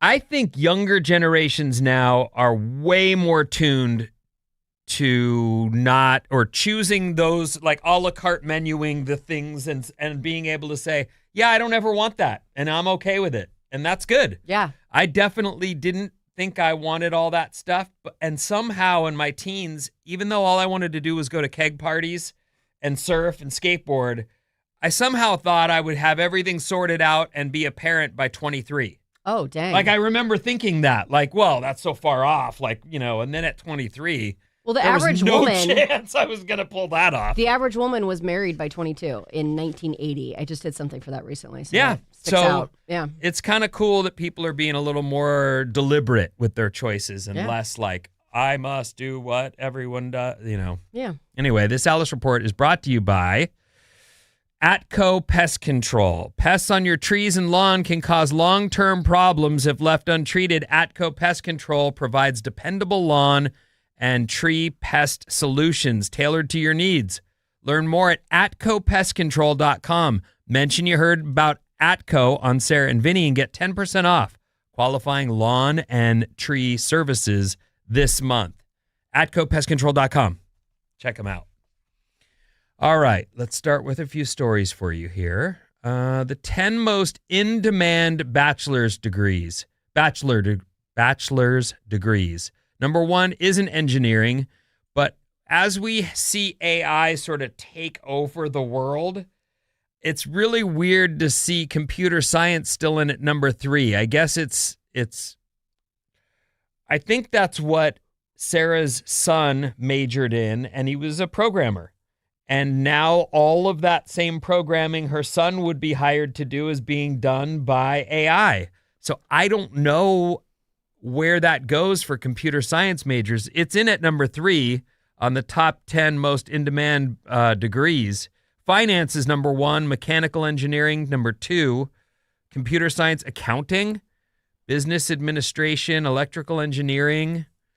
Oh boy, these are all doozies. Logistics, supply chain, marketing, and human resources. I'm surprised marketing is still on the list. We got to make people buy stuff. I am with you. I just feel like it's been so downgraded by social media. A lot of companies go, we'll just give a kid a phone and they'll take care of it for us. Yeah. And I don't really feel like that's the... Marketing is a skill. It depends what you're selling. All right. And social media is just now part of it. And I feel like they joke, oh, the intern who did that, but it's actually a whole agency of people Right. who came up with the idea, strategized about when to post it, made the creative. It's not really the intern who does that stuff. Well, with that's the phone. good. And they don't even use a phone most of the time. They use a real camera. Okay. Well, that's nice to hear. YouTube's first ever video upload was just acquired by a museum. Oh. YouTube is now 21 years old. Oh, she can drink. As I talk to my kids, because some of these things are such a part of their daily lives, they can't get it through their heads that I didn't grow up watching YouTube videos too. And that when they say, which videos did you love when you were a kid? I say we didn't watch YouTube. It didn't exist when I was a kid at all. What? Oh, and as I feel like they're getting ripped off from certain things like playing outside until someone whistles for you to come to dinner, they think I got ripped off because I didn't have YouTube videos to watch on repeat. So I guess everybody just, whatever you grow up with is what you love and appreciate. That's funny. They feel bad for you that you didn't have YouTube. Yep. The first video uploaded. What was it? It's just 19 seconds long, and it's titled Me at the Zoo. It shows then 25-year-old co-founder Jawed Karim at the San Diego Zoo. In the video, he says, all right, so here we are in front of the elephants. And the cool thing about these guys is they have really, really, really long trunks. But my. I'm not hitting quality the button for content. And that's cool. And that's pretty much all there is to say. That video has been viewed 382 million times on YouTube with 18 million likes. And now they're putting it in the Victoria and Albert Museum in London. Dang. And so they will have that on display in some way, shape, or form, I guess playing on repeat. Yeah, how do you put a video in a museum? And what TV company gets to provide the screen that it's going to be on, Oh, they may be. Our digital conservation team spent the last 18 months rebuilding the design and the experience of the platform from December 8th, 2006. Oh. Our oldest timestamp documented online. That's cool. So we'll have to wait and see how they end up showing that to everyone. But that video, I mean, I'm sure if they knew this was going to go as big as it did and be shown in a museum, they would have tried a little harder with the content. But that's what YouTube it is, though. That's Me at the Zoo is still top tier YouTube. Is it? Oh, yeah. Oh, yeah. I still remember the first YouTube video I ever saw. He sent me a link. I was in AOL Instant Messenger or AIM. And someone sent me a link and I clicked it and it was kitties. Oh, my. And it was 2004. Little kitties just... Yeah. You sure it was very little kitties? Blurry kitties because, Were you in AOL chat rooms back in the day? Yeah. Really? Mostly messaging with people I knew. Probably. I wasn't. I'm trying to think I guess that would have been high school for me. Yeah. AOL chat rooms. And you would have been in elementary school. Yes. I was on AIM at 9 years old. So predators were talking to you. Sometimes. I taught Vinnie about do you remember ASL, age, sex, location? Barely. Asking people that on the internet. Right. Yeah. What was your screen name? Do you remember? Sparkle Princess? Skater Girl. Okay, that sounds about right. And you don't skateboard. Yeah, but I try. Have you tried? Because I loaned you 2 boards, and I What's still have yet to hear a story what's you next haven't. Story? You're rotten. You haven't tried it yet. That strikes me to my core. It's been raining, Vinnie. All right. I would break something if I tried to skateboard. I would love to. I'd also like to run, though, and be more active, but I'm not going to. How about a fast fact? I love fast facts, Vinnie. You know that. Route 66 turns 100 years old this year. It stretches almost 2,500 miles and spans 8 states, beginning in Chicago, Illinois, and ending in Santa Monica, California. Route 66, everybody. 100. Happy birthday. Happy birthday to you. Happy birthday. Isn't it Chapel Roan's birthday, too? I think someone said that in the chat. Oh. Good for her. Good Happy for her. birthday, Chapel. And I think Dr. Dre's birthday was yesterday. Oh, we missed it. And Ed Sheeran's birthday was on Tuesday. Happy birthday. Before the 1900s, men wore corsets. What? They were popular for hunting and exercise, kind of like a weightlifter's belt today. So they weren't a look.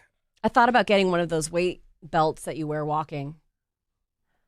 Oh, like ankle weights. Yeah, but they've got like... They're weighted. Yeah, I have one of those, actually. I will use it this summer. I thought that might help me get in shape. What was that look for? I don't know. You just said you don't want to run or do anything. Right. Mm-hmm. But you just want to put I just want to lose the weight. And weight I want to be able... I have dreams vest. where I go running. I do. I want to be a runner. I want to be active, but I don't want to do all the things it takes to get there. When you do just a little bit of... I won't preach to you. I won't preach to you. No, I know. A little bit at a time. My legs hurt from just walking the other day. That stops happening. I know, but that means you have to be consistent, and that is not my forte.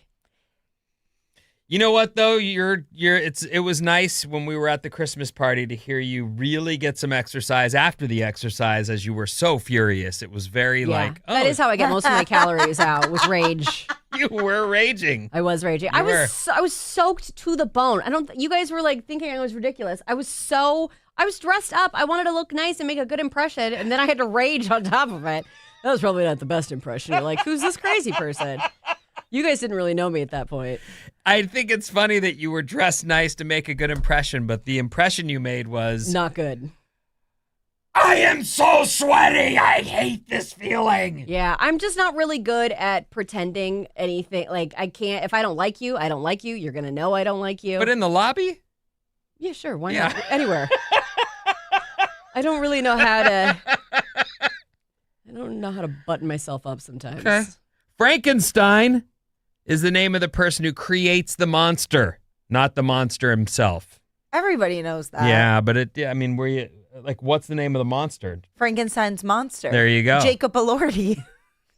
You didn't see it, did you? No, I'm going to, though. It doesn't appeal to me for some reason, and I love Jacob Elordi. Well, cannot wait for Euphoria to be back. Is he's in Wuthering Heights too? Yeah. Mm-hmm. And you haven't seen that yet? I haven't seen that yet. I don't really like going to the movie theater because I don't like people. What day is today? Thursday, February 19th. You didn't give us our homework. Oh, you're right. Okay, well, I'll give it to you before the show's over. Are we going to even do Bob's Movie Club? We have to do Bob's Movie Club. We gotta do Bob's Movie Club. Let's do it right now. I'm not ready. I gotta think of it. Okay. Wait. Didn't you have? I thought the movie was Sinners. No, we already talked about it. I'm supposed to announce good. our new movie today. You don't have a new one? Oh my gosh. Give me a second. Because I have movies that I would love to recommend. Well, we're gonna do an Oscars movie. Okay, well, they're not movies. Okay, let's talk about this later. What's next, Finn? Okay, fine. 5 questions that people have been Googling about the Winter Olympics. Why are all the athletes so freaking weird? Is that what you think? I mean, this has been kind of crazy behavior coming left and right. Quite a bit of spice, for sure. What do you call the sport where they lay on top of each other? Luge. Okay, what would happen? Just imagine that you are losers and you're in a... Losers. That was... Okay, dad joke. High joke. Imagine that you guys are losers and you are in a relationship together. And you luge together. And yet... Wait, can they do co-ed? I don't know. Maybe they're gay. I don't know. I'm just trying to get it straight. I don't could know. I be doing that with my partner, or would I be I'm with not sure. another man? I didn't think about that. That didn't go All right. into my We're thought losers, process, and it doesn't matter. Yes. Go on. Okay. And you're in the Olympics. You guys have been training forever, and one of you cheats on the other. And yet you still have to lay on top of each other to compete in the Olympics. Could you do it? Well, my first answer would be I'd be so mad no, but I also know that I'm goal oriented. Right. So if competitive. if I had put that into my head that this is how I'm going to express myself and earn, yes, I would do it. Where do you think the origins of this sport came from to begin with? How if you were like, all right, I know what we're going to do. I'm going to lay on top of you, all right? Well, there's also single luging, so I'm assuming the doubles came but after still, that. Where did that come from? I know. We'll go faster with me on top of you. Right? Probably. Yeah, some creepy dude was like, I know. It's where all great inventions come from. Why Creepy do dudes. why? Back to the questions people are googling because Yes. I don't know if how do you steer in luge?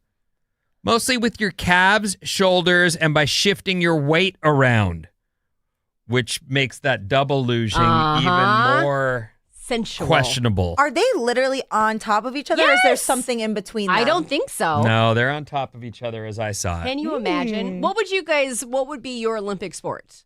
If you were in the Olympics, what would be your sport of choice? I like snowboarding. Okay. So I would probably do snowboarding. Either the racer, like they do the race thing, where they're just speed bombing the hill and there's jumps and turns. But I'd also do the half pipe. Oh, okay. I think I'd do figure skating. Same. We could do couples. Oh, let's do it. Why don't they do 2 girls or 2 guys? I'm sure it's on its way. I hope so. Equality is important. Speaking of ice skating, why do ice skaters wear gloves? The normal reason is to keep their hands warm, but they also protect their hands from falls. And sometimes it's just part of the costume. Why do speedwear skaters, these are the most Googled questions around the Olympics. Why do speed skaters wear glasses? Mainly to protect their eyes from the wind or tiny ice chips that fly up. They're doing 30 to 35 miles per hour, so Topic. they need them. How fast do the snowboarders go in big air? This is the event with a steep hill and one big ramp at the bottom. This is they fly. They're actually flying. They go up to 50 miles an hour going down the hill before they hit the one big jump and throw so many spins your eyes can't even do it. You have to go in slow motion. Oh, that was 3 spins. Yikes. And lastly, on the Olympics, Google's how is curling scored, which I still have. It's basically bocce on ice, they say. Only one team scores each round. The closest stone to the center gets a point. If you have 2 closest stones, it's 2 points. 3 closest, 3. Okay, thanks. Trash is coming up next. What do you got for us, Mason? Who do you think is the most diabolical sitcom character?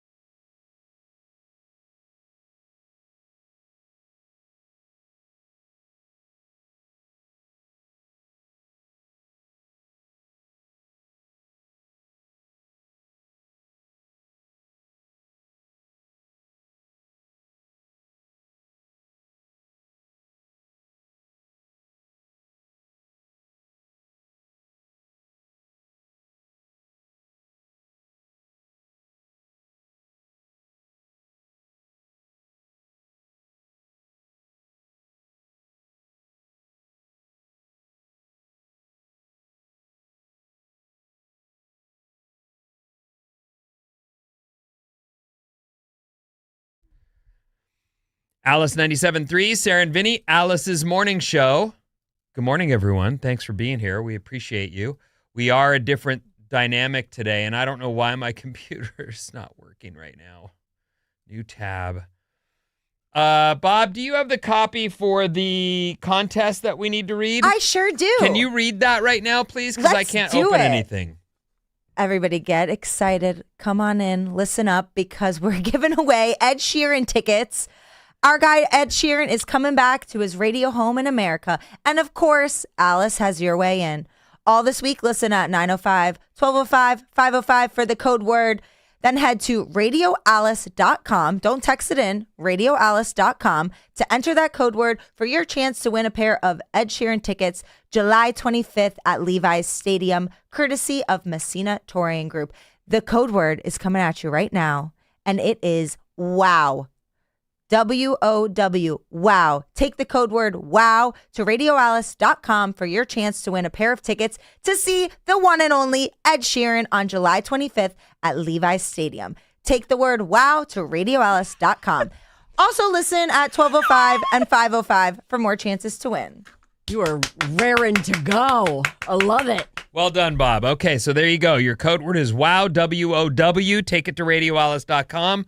And now Mason will do some trash for us here in the 9 o'clock hour as we finish up the last hour of the show. Yes, and this portion of the Sarah and Vinnie Morning Show is sponsored by Planet Fitness. So we talked right before the break about the most villainous characters of TV of all time, the most diabolical sitcom characters of all time.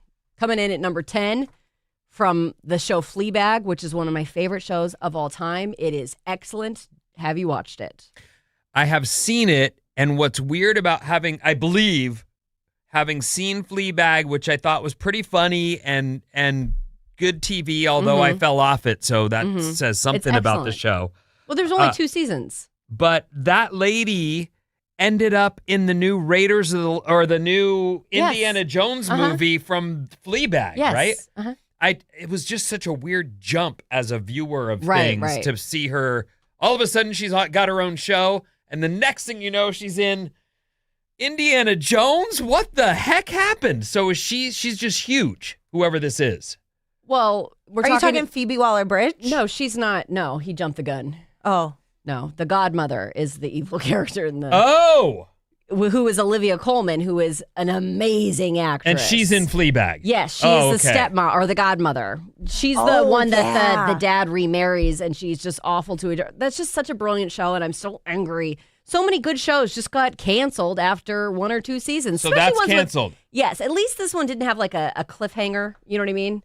Like there's so many shows that are like, who's that? Oh, yeah. The famous one on the internet is The Society on Netflix. Did you watch that? Yes. This group of kids go on this school trip on this bus, and then they all fall asleep and they wake up and they're back in their town, but there's nobody else. It's just the kids. And at the very end of the season, you find out that maybe they're in an alternate reality because they're back in the real world. Yes. Everyone's mourning them and thought that they died. And it just ends there. Never to be recovered. There should be a requirement if your show gets canceled, especially one that leaves on a note, you should have to release the script or even do a table read, something. Yeah. That really lights me up. There was a show that I watched. It was only 1 season, and I can't think of the name, but it was written by Alex Garland, and it was about a tech guy, a tech mogul, and he'd come up with a way to be in an alternate universe. And what's it called? I can't remember. I thought it was The Dev, but it's not. I looked up The Dev, but it was 1 season, and it's starring the tech mogul was the guy from Parks and Rec, the guy who I can't think of his name either. But that was Severance guy, Adam Scott. No. The guy with the mustache. And John Perlman. No, that's a different guy. It doesn't matter. You know who I'm talking about. If I think of it, I'll tell you the name just because the 1 season was really good, but yeah, it just went poof. It's exactly what you're talking about. Not cool. All right, Olivia Colman. Yeah, she comes in at number 10 as the most diabolical sitcom characters of all time. Coming in at number 9 is Larry David, Curb Your Enthusiasm. He is... Yes. I saw a funny meme that said, I would love to see the episode where Larry finds out that Cheryl is dating RFK. Secretary. Yes, no, I I was like, understand. that would be a great one. Coming in at number 8, I think you could probably guess this one. It's Newman. Oh, Newman. that is what I had guessed, Yeah, and yeah, he is yeah. on there. Yep. Okay. Coming in at number 7. Nick Offerman. Nick Offerman. Yeah. That's Ron. who I was talking about. It's not Perlman, though. It's Ron something. Ron Swanson. Yes. How could I forget that? I'm embarrassed. Coming in at number 7, a show that is before my time, and I think I tried watching on Nick at Night, couldn't get into it. MASH. This just didn't. Frank Burns, who? Couldn't tell you. Do you know who that is? I watched it, and Frank was actually a pretty good character, but MASH is not something that I would recommend to anybody today. I feel like you had to watch it like at the time. Exactly. Kind of the same thing with America's Next Top Model. It doesn't hold up. Then coming in at number 6 from Scrubs is the janitor. Oh, he's a great character. What's the title of this list? The 10 most diabolical sitcom characters of all time. The janitor is a perfect choice. I think he's in the reboot that they're making. I think There's gonna be a everybody's reboot? Oh yeah, and I think everybody's in it. Do you think that the T-Mobile commercials probably had something to do with that? Yes. Yeah. Yes. Although I will say that they are heavily filtered. Heavily filtered. Because I saw Zach Braff in like real life, and I was like, that is... Oh, really? I mean, he looks fine. He looks normal. And I say this as someone who loves a filter. I don't want to have pores either. I get it. Yeah, All right. everybody's starting to kind of look like the wax figures of themselves. Right. I mean, I look at Real Housewives. I'm like, how does this 60-year-old woman look so much better than me? And I go, oh, okay, that makes sense. She doesn't. She doesn't. I mean, she does. I mean, she does. That's what's the sad part. There's some 60-year-old women. I saw an 80-year-old man like running the other day, and I was like, I think he could outrun me. There's no doubt that people are taking better care of themselves. And even people who were boomers and came up through the 70s and smoked cigarettes are still dropping the bad habits and getting it together and living into their 80s. I like it. I'm happy There's to see no it. rhyme or reason. There are people who have never smoked a day in their life who die of lung cancer. There are people who have like 8 packs a day. I exaggerate, but you know. Right. True, but smoking is really bad for you. It is. Really, really bad. It is. It gives me headaches. And when the bars first opened, when I went to the bars, you could still smoke at the bars.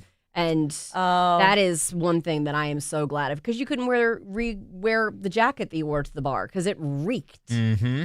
No bueno. All right, coming in at number 5 is Tammy Swanson, a.k.a. Megan Mullally from Parks and Recreation. Okay, she was pretty. What was her name on the show? Tammy. He had a bunch of ex-wives named Tammy, so she was Tammy. I just read Tammy, and I had to. Okay. You know what? It's been a long week. Number 4 is Mr. Burns from The Simpsons. Yeah. I mean, how that show continues, I have no idea, but I did love it at one time. I think I've watched maybe 30 seconds of The Simpsons. You know what? It's one of those shows, I feel like the South Park similar, where you don't see it, and then you do, and you go, wow, they're still great writers. Yeah. It's still a good show. It still holds up. Coming in at number 3 is from Community, Evil Abed. I don't know that show. I didn't watch it enough to know. Frank Reynolds, Danny DeVito from It's Always Sunny in Philadelphia. Oh, yeah. Everybody on that show is the most diabolical They're character terrible. ever. I love that They're show. terrible. The whole show is terrible. I would say that and I love it too, but Dennis is the worst. Dennis is terrible. I mean, he's like serial killer bad because of the implications. I still have this episode in my head where the one guy's walking around with a bag of chimichangas because he's trying to gain weight because he wants more mass. Uh-huh. But he's not lifting weights. He's just trying to put on a belly. Right. Uh-huh. And he I don't know if they gave him a fake belly, but I don't think they did. I think I think really he got fat. And then There he are got so rumors. in shape when he came back and was like, oh my God. Yeah. Supposedly he really gained the weight. I think it's all a bit. He lives his life as a bit. I think That's you're right. fair. That's fair. And coming in at number 1. Any guesses? Don't look at my screen. No, I don't have a guess. Kramer? No. He's a cartoon. How about that? Oh, I don't know. Eric Cartman. Oh, yeah. The most diabolical sitcom character. I wouldn't have thought of either of those shows as sitcoms, the cartoons, but I wouldn't either. they are. I wouldn't consider Fleabag a sitcom. I think a sitcom needs canned laughter. Just wanted to go back real quick. I brought up that show that Nick Offerman's in. It's called Devs. Not The Devs. I've it's seen called it. Devs. I forgot. It's like Apple, right? He's the creator of like right? Yeah, he's a tech mogul. Yeah. And the young lady who stars in it is super cool, very good, and beautiful, but the show had one season and then just went poof. I forgot about that. Did you hear about this South Carolina woman who was arrested after sending 100 singing telegrams to her ex's Valentine's Day dinner? There's no way of explaining this to you. She is so gorgeous. How could she be? I don't think that's her photo, dude. That's her. Look at her. It's not. She's it's a stunning. photo that they're just using. I think she's AI. I don't think that's her. Oh, I need a sip of my San Francisco Bay coffee for this one. So you're saying that's not the lady who I did don't this. believe so. No. But that's the arrest photo that comes with the story. Yes, I think they made it up. She's very beautiful. I don't think she's a real person. Okay. So what did she do? Okay, so this beautiful woman, She's who so knows what she stunning. actually looked like? Look She at could have her. been a hose beast. She sent 100 singing telegrams to her ex's Valentine's dinner, all performing different breakup songs. This happened in Charleston, and I used to live there. It's quite lovely. P.S. Police say that the 30-year-old woman turned Valentine's Day into what authorities described as a rotating concert of consequences after allegedly hiring 100 separate singing telegram performers to interrupt her ex-boyfriend's romantic dinner. Do you know how much that would have cost? 100? Let's go on the conservative end, $45 a pop. Are you saying that this whole story is AI? Like the AI did it? No. Oh, okay, just the story Just the picture. is real, but the picture's AI. I think it's all fake because there's no video or pictures of any of the 100. Nobody pulled their phone out at any point during this. Okay, yeah, that's fair. Let's pretend it's real. I'm calling BS. All right. I saw it and I was like, what a great story. You guys, I'm getting old. I'm been reposting a lot of AI stuff. Like there was a slug that turned colors. I was like, that's cool. And everyone's like, it's AI. I was like, oh my bad, delete. Yeah. Oh. I'm getting. It's okay. We're all working on our media literacy. I get got too. It got way more than I would like to admit. I'm going to start falling for scams and stuff. Oh no. Anyway, Don't let's answer your finish the phone. story. Let's assume that it's real. So she sent 100 separate singing telegram performers to interrupt her ex-boyfriend's romantic dinner. And investigators say it started after he posted soft launch. According to police, she hard launched retaliation. Whoever wrote this, though, it was nicely written. Beginning at 6:30 p.m. sharp, costumed performers reportedly began entering the upscale restaurant every 12 minutes.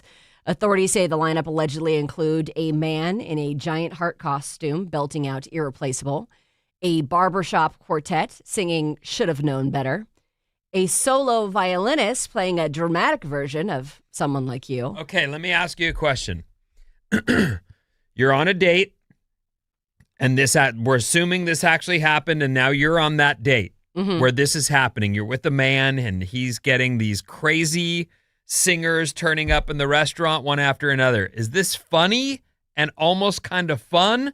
Or do you get up and walk out knowing that he must have burned someone so bad? I would be amused. If this was happening to me, would I be amused? No. If I was the guy, but I probably deserved it because I'm a man.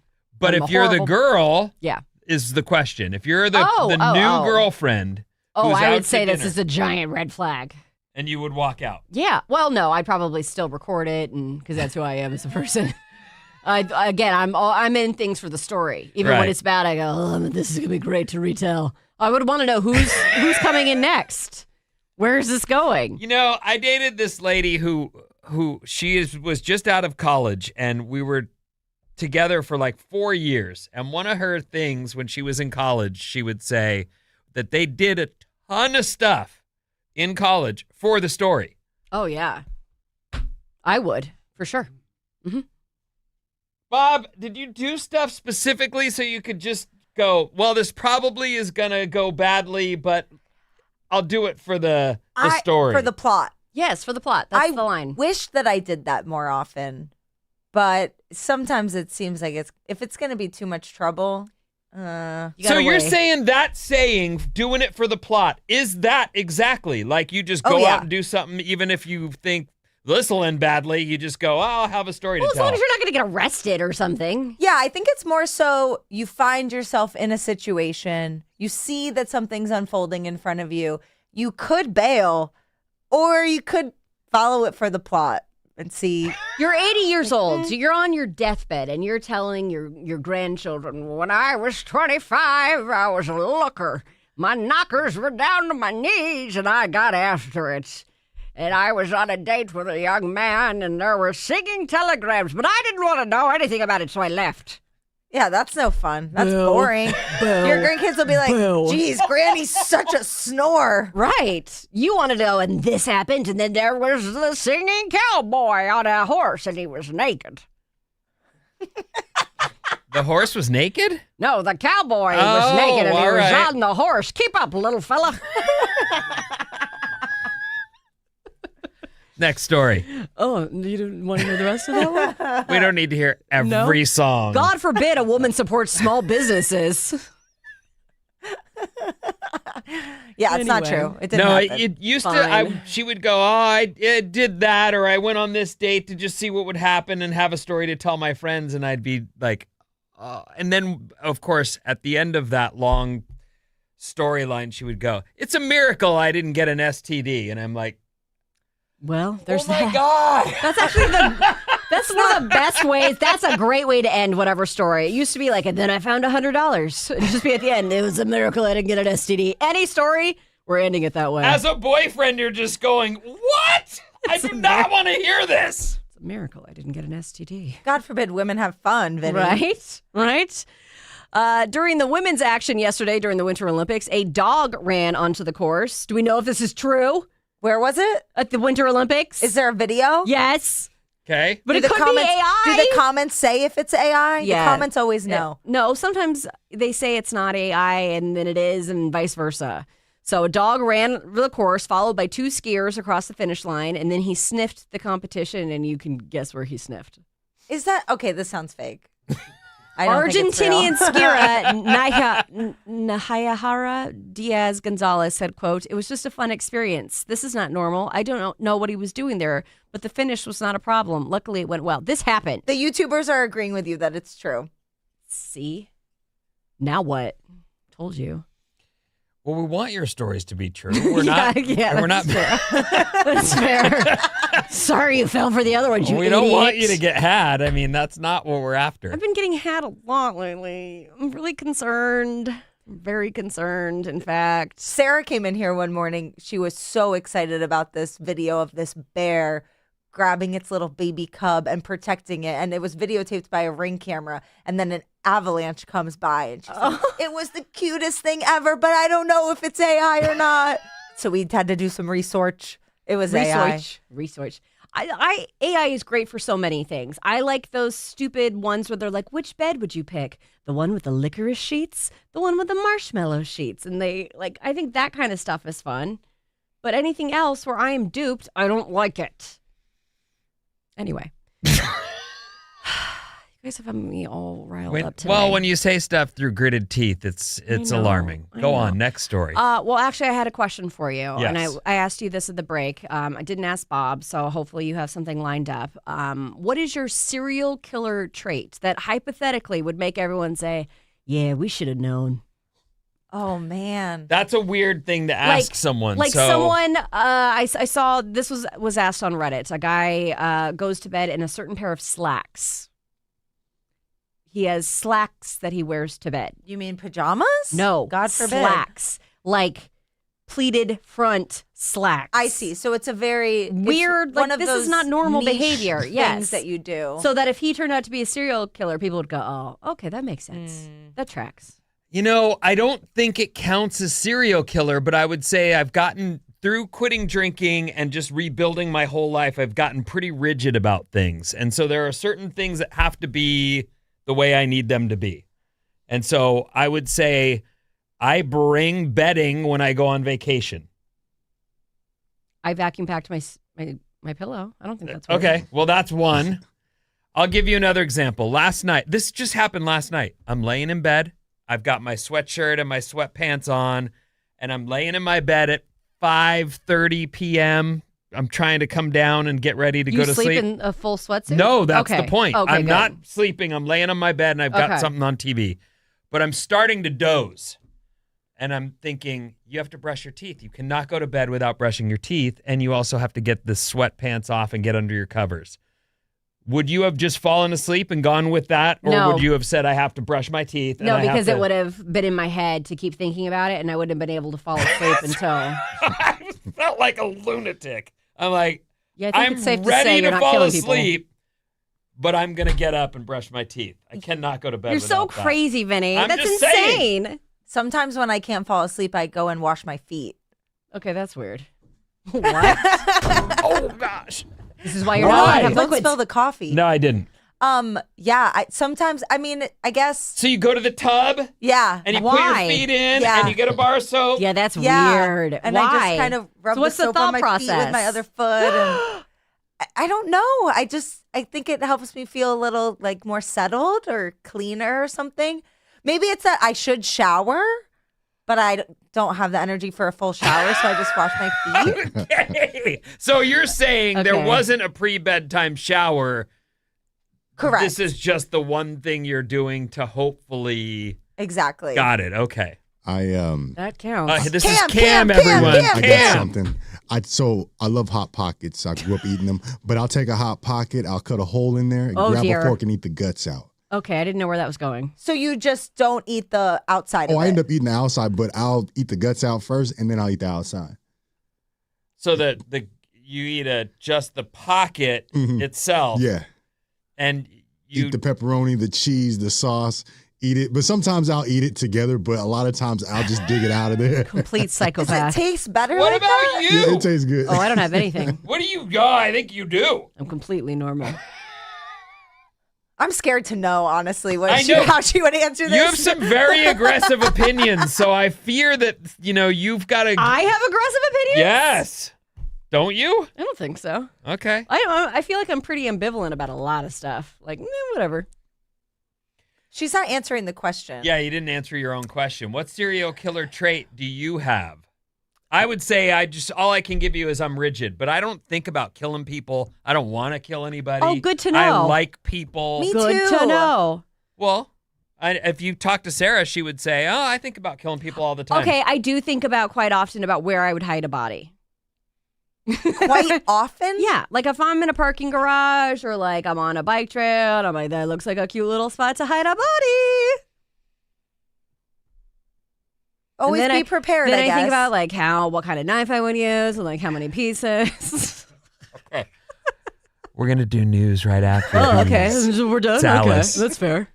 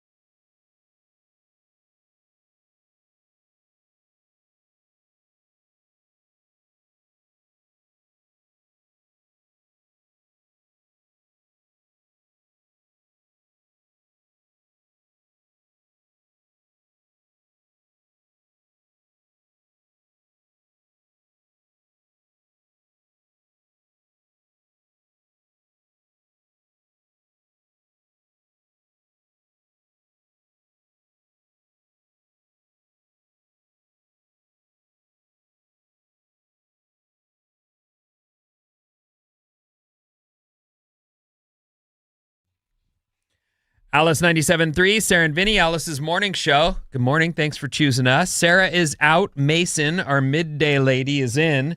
And Bob has moved into the producer seat. We got Cam running the board, and we're just about to tap out. I got a few more things to get to before we do, though. This Alice report, I need to mention. Hold on. Oh, fudge. This portion of the Sarah and Vinnie Morning Show is sponsored by Planet Fitness. Also, if you want to watch video clips from the Sarah and Vinnie Morning Show on our YouTube channel, just go to youtube.com/@RadioAlice973 and remember to subscribe. Thank you. The heavy rain and wind that hit us overnight seems to be moving out today, so we should see a much better day tomorrow and also through the weekend. Like, there'll be clouds, but we won't have that incredible storm.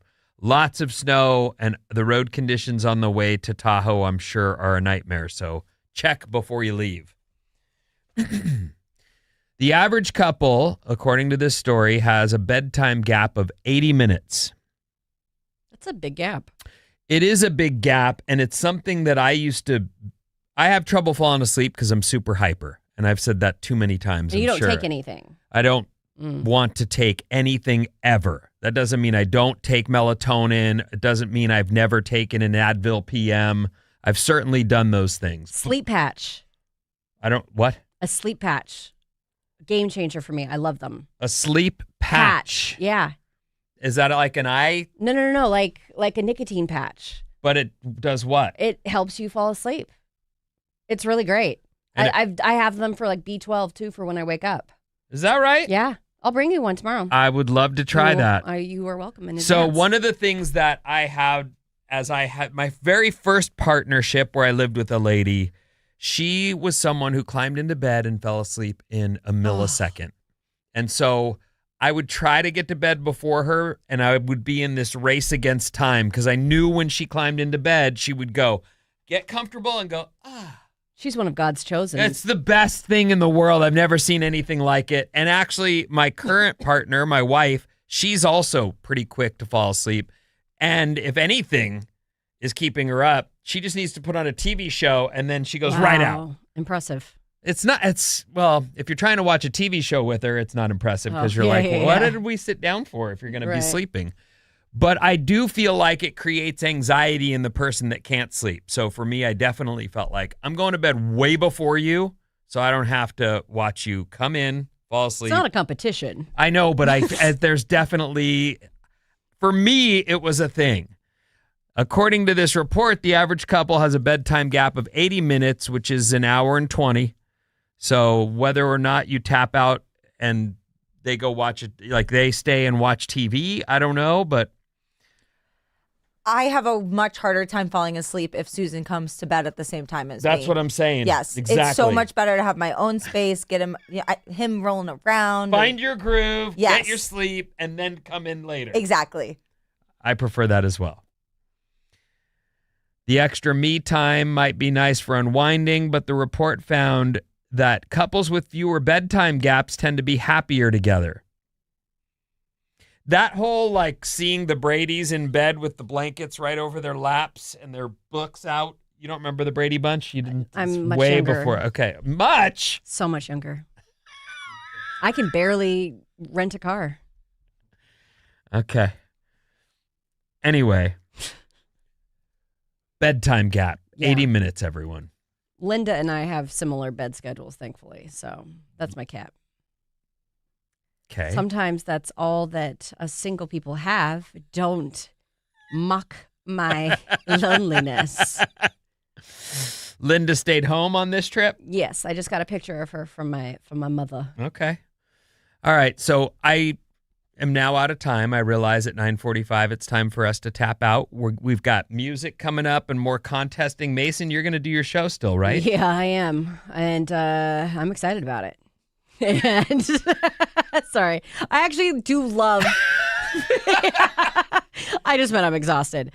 But I do have a giveaway. We've got Ed Sheeran tickets, 12:05, and then Jane's got a pair coming up here at 5:05. So more opportunities to win Cool. So we know that you have choices, and we're really appreciative that you hung with us if you did. And if you didn't, we'll be back at full force on Sarah's return from vacation. But we have one more day tomorrow with you, so hopefully you'll see us then.